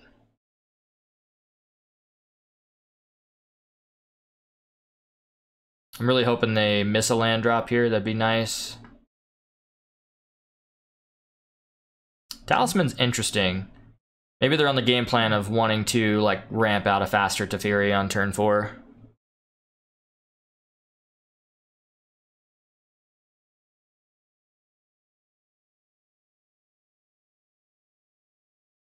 Yeah, and Trinosphere is probably better because when shields are down, Trinosphere is probably good trying to get that resolved on the battlefield because it sticks around. And then when we play other spells, like perfect situation right here is when we play other spells like Acid Moss, and even if it does eat a counter spell, then we have turns like next turn where we get to play Eternal Witness, bring it back, or at least attempt to, and then try it again.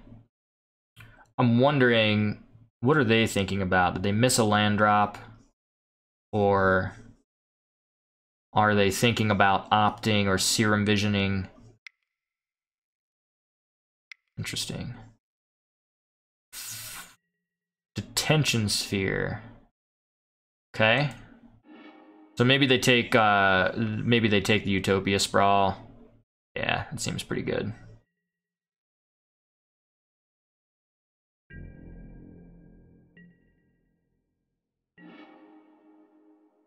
Okay, well, we do still have a turn where we could play the Eternal Witness, bring back the Moss. We don't get to play the Arbor Elf, actually, do we? Yep, so we'll bring that back. Yeah, the Arbor Elf is going to cost 3, and we have 2, so they did miss a land drop, but this Talus is definitely helping them out. I mean, they're at least on 4 mana, representing Cryptic Command.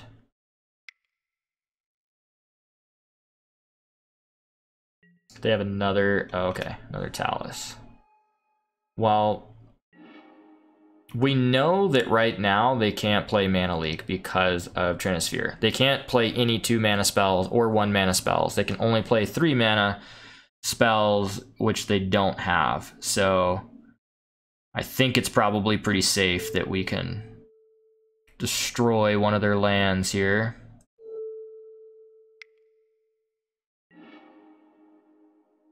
So that seems good, and then we'll get in there and attack for 3.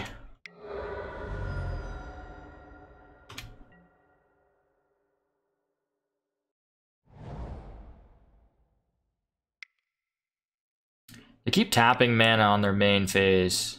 Wrath of God, okay. Sure. Yep, I think we'll just blow another land up. Just kind of keep ramping here.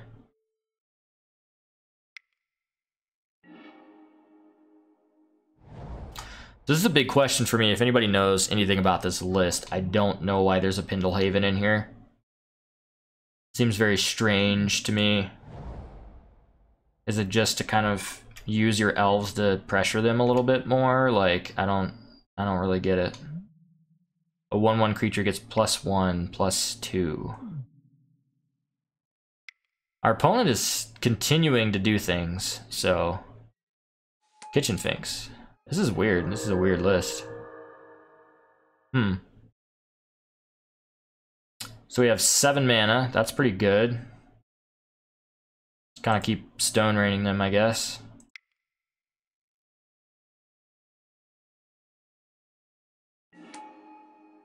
Oh, you said to double the clock? Yeah, sure. I mean, it's fine, I guess. I could think of probably better utility lands that I would want, but double the clock is fine, I guess. I'm doubling it on a 1/1 or something.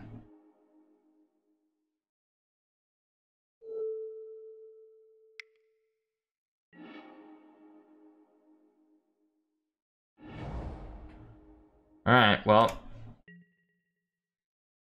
The fact that they have the talismans too is kind of hard, because if they hadn't have played those, if they had not have played those, then we would have been in a lot better of a spot here as far as keeping them off of land and spells. But Trinisphere is doing a pretty good job of... and this is a deck where you can definitely end up drawing the wrong part of your deck. But we're definitely drawing a lot of the right part of our deck, that's for sure.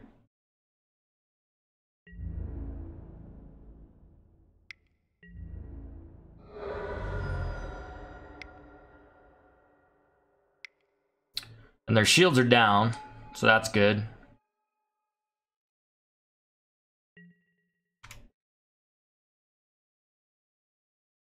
I mean, I guess we can start using this as doubling the clock. Putting them under pressure. Got the Pendlehaven. Trinisphere is definitely putting in work.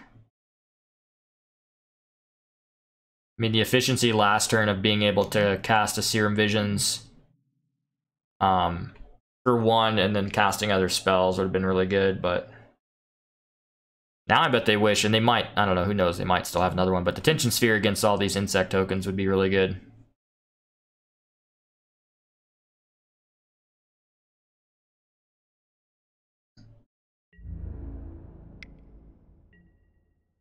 Yeah, I'm not really interested in blocking that right now. Don't really care. You're gonna have to start putting some more pressure out to make me want to block that. Although I guess if they like Wrath of God again and we're not, you know, dealing with it, then it could be a problem, so...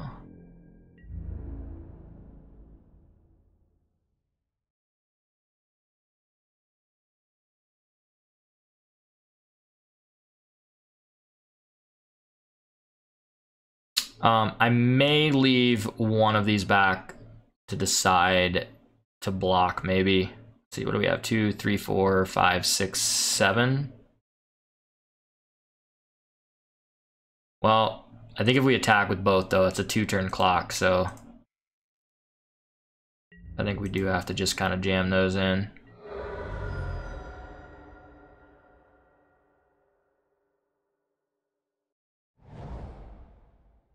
Oh man, I forgot the Pendlehaven. I don't want to play this Arbor Elf out, just, I mean... Okay. Pathing to get a land, which means they probably have... They just have Wrath of God. I would assume so. If they're wrathing to get their 4th mana, that they may just have Wrath of God. That's the reason I didn't want to play this Arbor Elf out.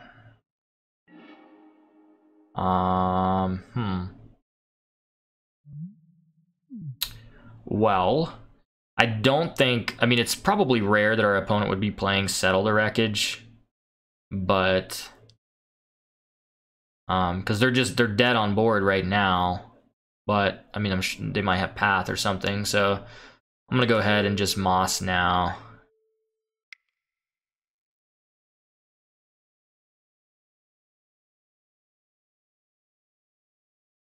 Just in case they do have Settle the Wreckage. I mean, they've already had some... It's already an unconventional deck. I don't know what they're playing, but... I'm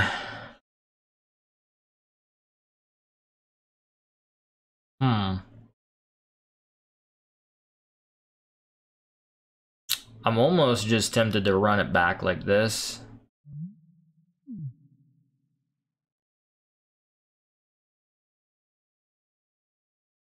I don't know. I can't think of any changes that I would make. Time to get settled.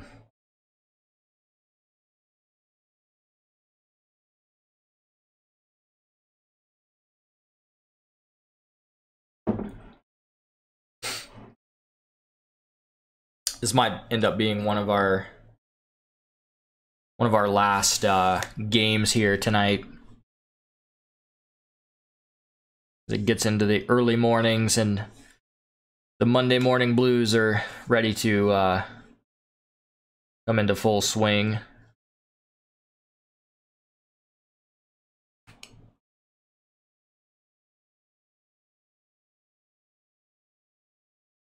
I don't think there's anything I'd change here.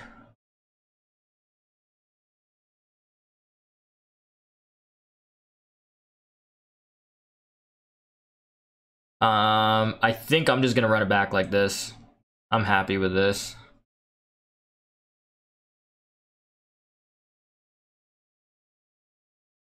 I'm also interested, Epic Candy, if you're still tuned in, how did you find the stream? Did you find it through searching a certain keyword on Twitter? Or did you see a link somewhere? I'm just kind of curious how different people are finding the stream so that I can kind of be more cognizant of using those avenues to try to reach people.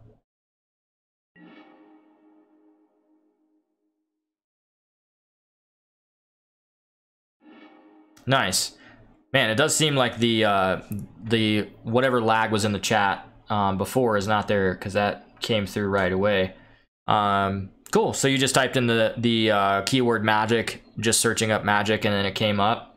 Were there a lot of other like players that came up as well, or was it just like our stream and maybe a couple others? Or yeah, this hand seems good. This is tough. I really don't want to put any of these cards on the bottom, but I think I'll put maybe Acidic Slime. Maybe Acidic Slime on the bottom. I would have liked to have been on the play with this hand. Would have been very good.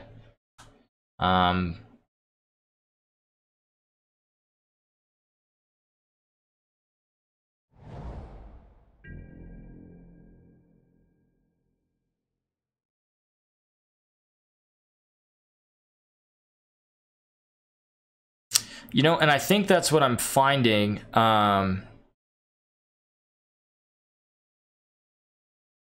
Yeah, I haven't done a lot of cubing on here as well. That's something to definitely look into, that maybe even tomorrow night or something like that. I need to look into that a little bit more because I haven't done any cube on here.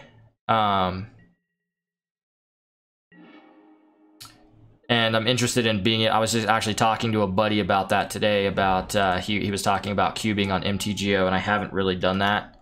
I don't know, because right now we're playing decks. I'm part of the card hoarder loan program, and so we basically can just loan out different modern decks, play different modern decks. I don't know how that works with Cube.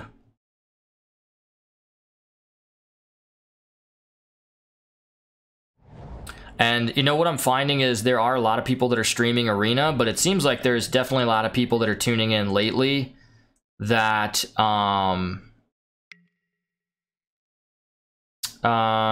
sure. Yeah, there's a lot of people tuning in lately that would rather watch Modern or just another format, you know, so.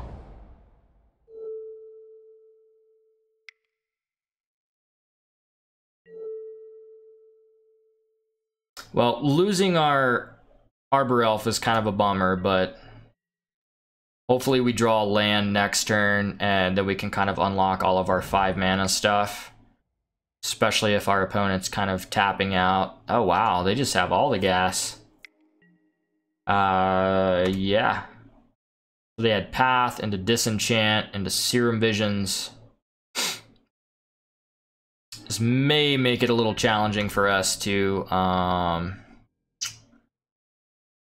let's see. I mean, we could play a Walking Ballista out on 1.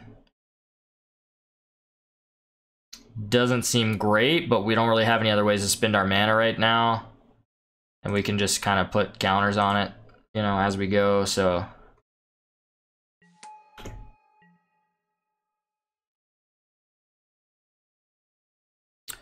So it's 10 ticks for a Phantom Draft. 2 wins gets you an entry pack, 3 gets 150, 1 gets 40. So is that basically the equivalent of like $10 or something?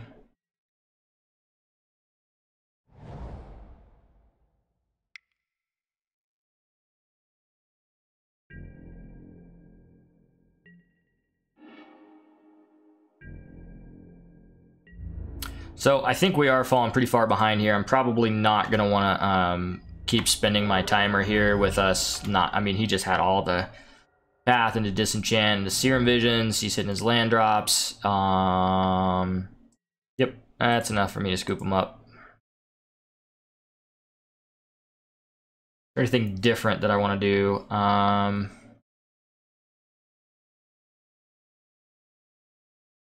I think instead of Walking Ballista, I'm actually a little bit more on Obstinate Baloth. I think that's probably the only change I'd make, is bringing in a couple of Obstinate Baloths. Maybe even 1 less of these to bring in another Baloth. I think that's good.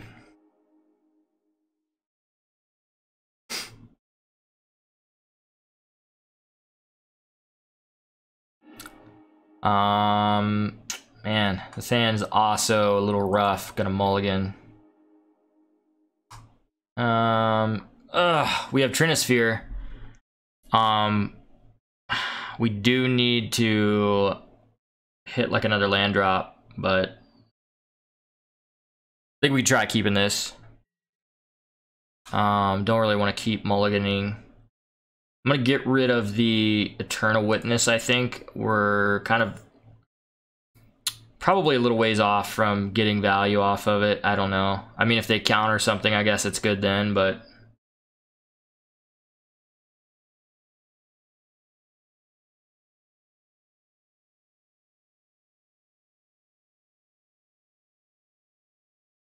you definitely have to have the right setup with these hands, or else the deck just kind of falls apart. But so far, you know, I've been happy with our win percentage with this.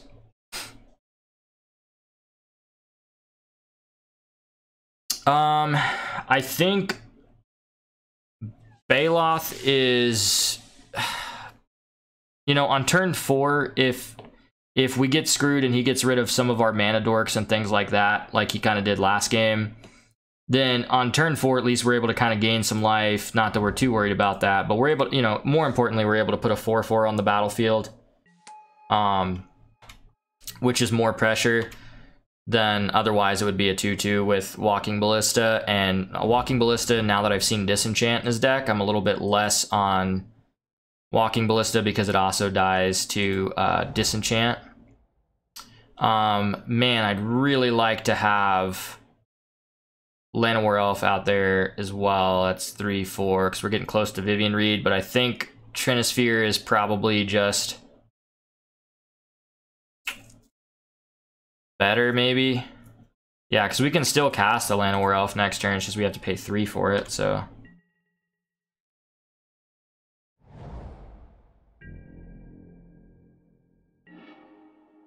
Nice.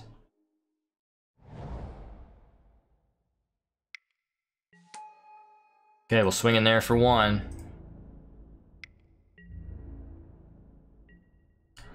Kind of hoping he does like tap out next turn or something, or misses a land drop. Man.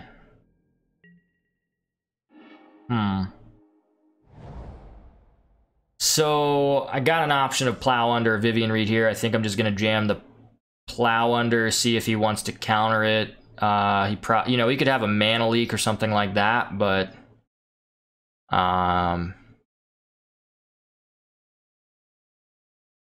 the next turn, if we get to like resolve Vivian Reed, that's pretty good.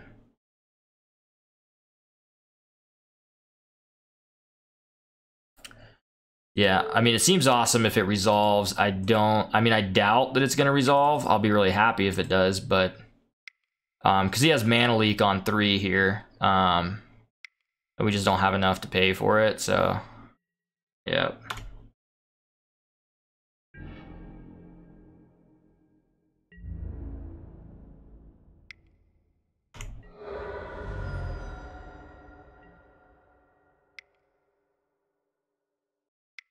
So probably Detention Sphere or something. Oh, Talisman. Okay.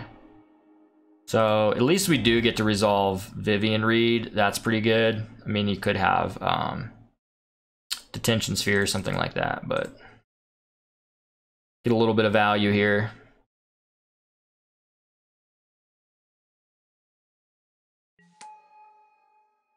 Yeah, no, getting Vivian into play is definitely somewhere I don't mind being. How much mana do we have? We have 5, 6, 7. That's enough to Eternal Witness and try to Plow Under. Puts a clock on him. Acidic Slime gets through like Negate and stuff like that a little bit better, but Plow Under's really good. He's definitely gonna know our game plan, but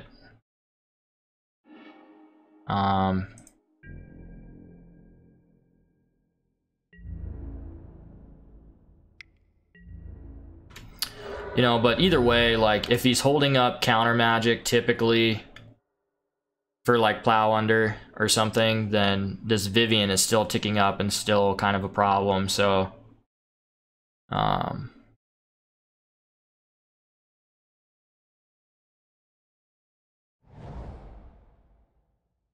yeah, we could down tick the Signet too. It depends on, I guess, what he does this turn. Yep.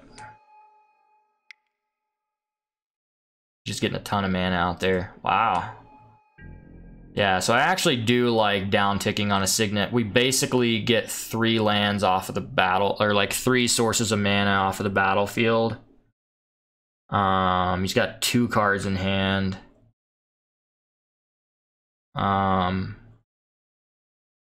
So if we get 3 sources off, though, he still has 1, 2, 3, 4. So wait, these 3 would be off. He still has 5 mana, though. But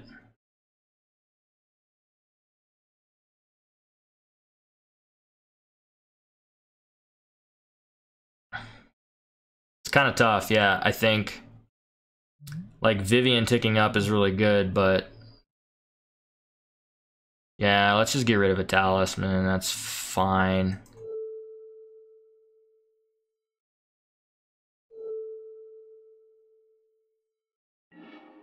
Oh wait, we don't even have enough to play Eternal Witness and Plow Under, so we probably should have rolled Vivian up to look for a land so that we could.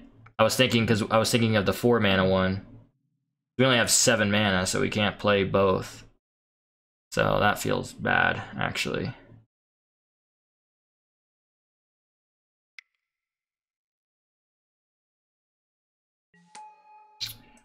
Yep.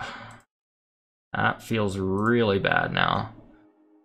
To tick down to blow up a Talisman. It's fine, I guess. It's not great, but it's fine.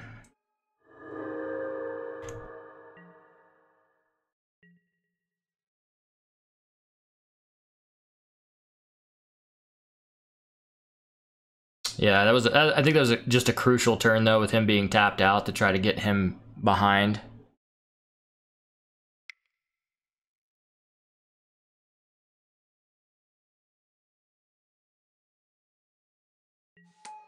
Wow.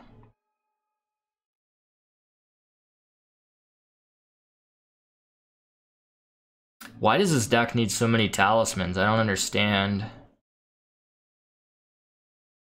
It's really good against our deck, but I don't understand why this deck needs so much mana.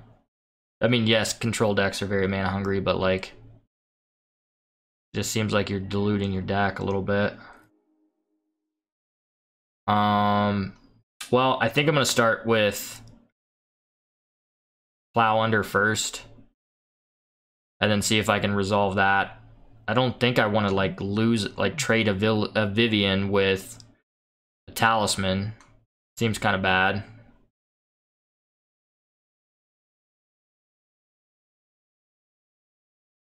Maybe I'm gonna see if he wants to spend his mana first.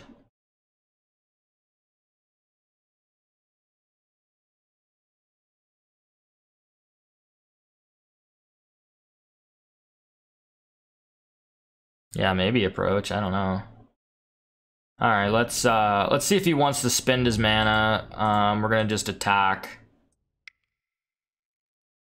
I'm gonna keep a mana back to at least play this Elvish Mystic out. So he might have Settle here or something. Spell Queller. Okay. Interesting.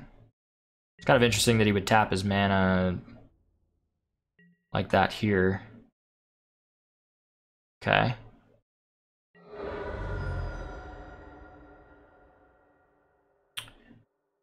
This is 2 lands back on top, which evades his draw steps for 2 turns. He has 1 card in hand, so he knows we have these, right? Like,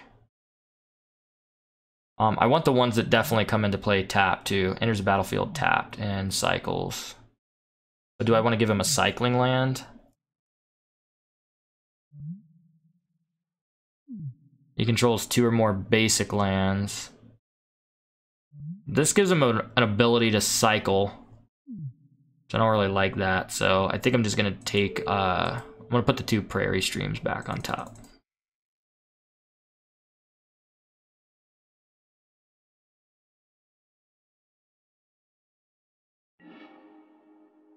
We're gonna roll Vivian up now.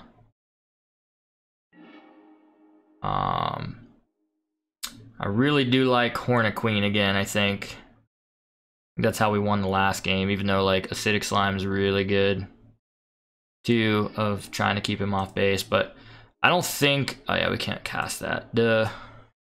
Sphere. Yeah, I don't think that mana is really his issue right now. I think it's his issue is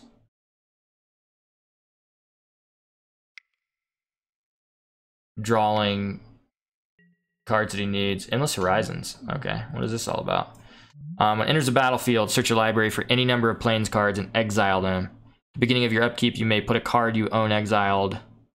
Okay, well, I mean, if we want, we can kind of like... I don't know what he's trying to do with all his mana, dude. It's weird. It's very weird. We can... I mean, we could take... Well, let's see. This is going to take 2 and go to 2. So we probably... I'm assuming he's going to probably attack the Vivian Reed. And if so, we wouldn't even have an opportunity to tick down on Endless Horizons, but... I don't know what this deck's doing. I mean, we have him on a 2-turn clock. And we know what he's drawing next turn, right? So he can't attack that effectively, can he? Oh, we don't know what he's drawing because he searched his library, so he's got to reshuffle now. So yeah, we can't roll down, so we're definitely rolling up. Should we get to take that? Yeah, we'll just take this.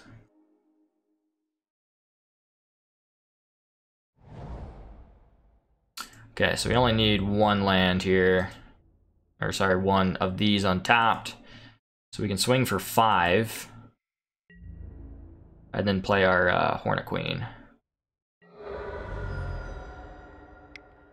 And that should get the job done. I'd be surprised. I mean, I guess he can still top deck Wrath of God.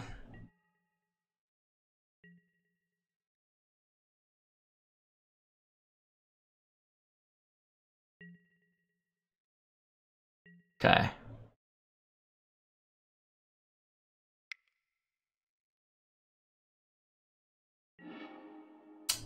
So he's cycling irrigated farmland. That's why we didn't want to give him the irrigated farmland earlier. To give him an opportunity to a redraw for something like Wrath of God or something.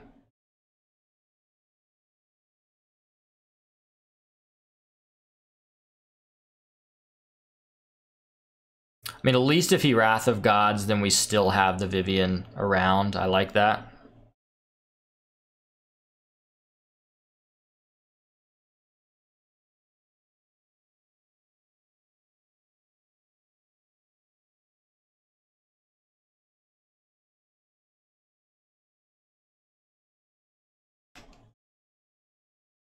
Yeah, and it might be that we need to look into doing some cube drafting or something like that on a stream. That would be really fun, I think, to be able to do that. I'll have to look into the cube drafting a little bit more.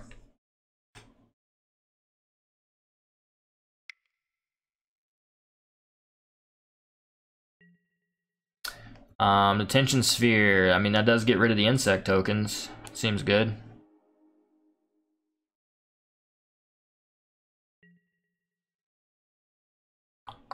Trying to see if I had a way to kill one in response, but I don't, so. Well, I think he's just dead still, unless he has Path or something in his hand, because I'm just gonna, and even if he has Path, he has to pay 3 for it, which he doesn't have, so we just, now I'm remembering, stream. We're not gonna punt like we did before. We're gonna minus this Lily, right? Or can't even get the name right.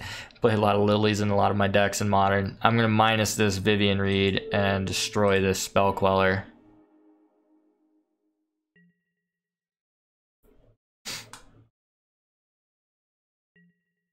That should do it. There's, I mean, yeah, there's nothing he can play that would be. You'd have to pay 3 mana for, and he doesn't have 3 mana, so this should be it. It should get us the win. Alright, we did win the match. If we get Belchered, I'm gonna be happy. We managed to evade the Belchering. Our opponent disconnected. This deck has actually impressed me. I've really enjoyed playing this deck. We were able to beat Infect and slower blue-white control decks, some mid-range decks, and this deck has been a lot of fun to play, and I think there's a lot of really good starts. And Trinisphere has just been an all-star in this deck. I think, are we playing 3 or 4? I'm gonna go back. I want to check out this deck list again. We might be playing just 3. Yeah, we're just playing 3. I don't know. Is there an argument to... I mean, the second Trinisphere is bad, though. I get it. So, probably not playing 4. Just because the second one is so bad. And it did feel like we had a lot of openers where we had turn 2 Trinisphere. It's just so powerful. It's almost that I would want 4 Trinispheres in the deck, but the second one is just really bad. So I totally understand that we probably, like, 3 is probably just the correct number that we should be playing. And even though we're only playing 1 Hornet Queen, just being able to get it off of Primal Command, searching for it with Vivian Reed, just seems very good. And I mean, seems to be one of the main win conditions in the deck a lot of times, just to put the game away. And then having things like Eternal Witness if they kill it or counter it to bring it back is very good. I think we only cast this card. We didn't see this card very much, actually, and we have 3 of those in our deck as well. That's kind of funny. I mean, we have the same number of this card as we have Trinisphere in our deck. Although we were probably cutting one of these after sideboard more often. But we just didn't see this card a lot.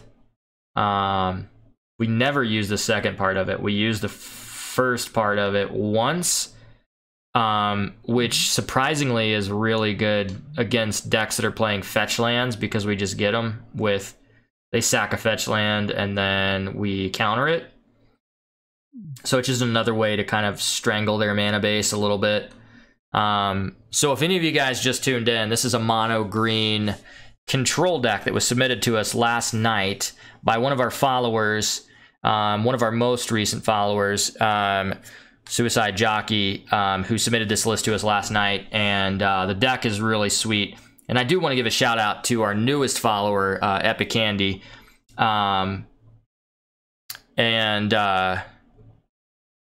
I hope I'm pronouncing that correctly. It could be Epic Handy or it could be Epic Handy. Either one. Thanks so much for following the channel as well. I do appreciate that. Epic Handy. Okay, I was just now like looking at your name again, and I was like, maybe it's Epic Handy. I think it is because of the capitalization. That makes sense.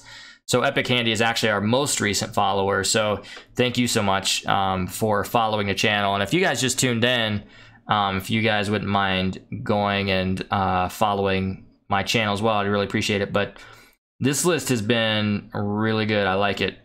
Vivian Reed actually did a lot of work too. I was kind of surprised.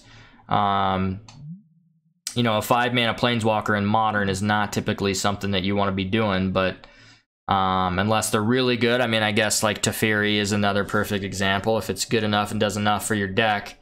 But the fact that we just strangle other people's mana base so much and we ramp our mana base, a lot of times Vivian Reed is actually a turn, you know, she can be a turn 4 or a turn 3 Planeswalker. So she's very powerful there. And the versatility, as we saw, being able to destroy a flyer, an artifact, or an enchantment. Hopefully, you know, remembering that you can destroy a flyer and not punting on that.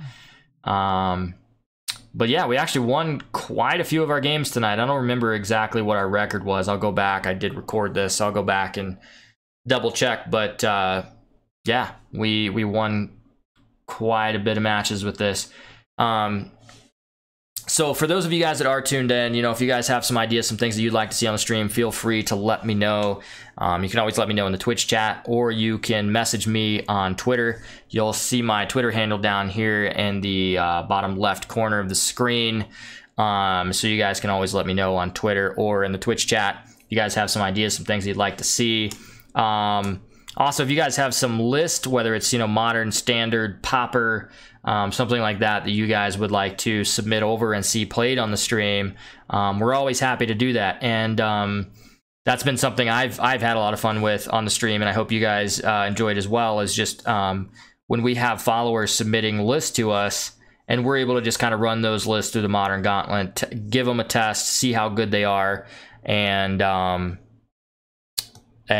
check it out. So thanks Epic Handy for tuning in. I really do appreciate it, man. Go grab some sleep. I'm probably gonna get ready to do the same thing because tomorrow is Monday morning and it's back to the work grind for many of us, and I hope to see you on some future streams. Epic, really appreciated having you on this one, and also appreciate the following as well. So definitely hope to see you on some future streams. I hope to have a schedule out soon that I can stick to. That way people know when we're gonna go live, and also maybe what some of the formats are, what some of the plans are, maybe even in that schedule, if we're playing a certain format, listing that, as well as some of the decks that we might be playing for that night, so that people know and can tune in. So thanks again, Patrick, too, for tuning in, being a moderator on the channel. Really do appreciate it. I'm gonna get some sleep as well, and we will definitely catch you guys on the next one. So thanks for those of you that tuned in. Let's get some sleep and back to the grind tomorrow.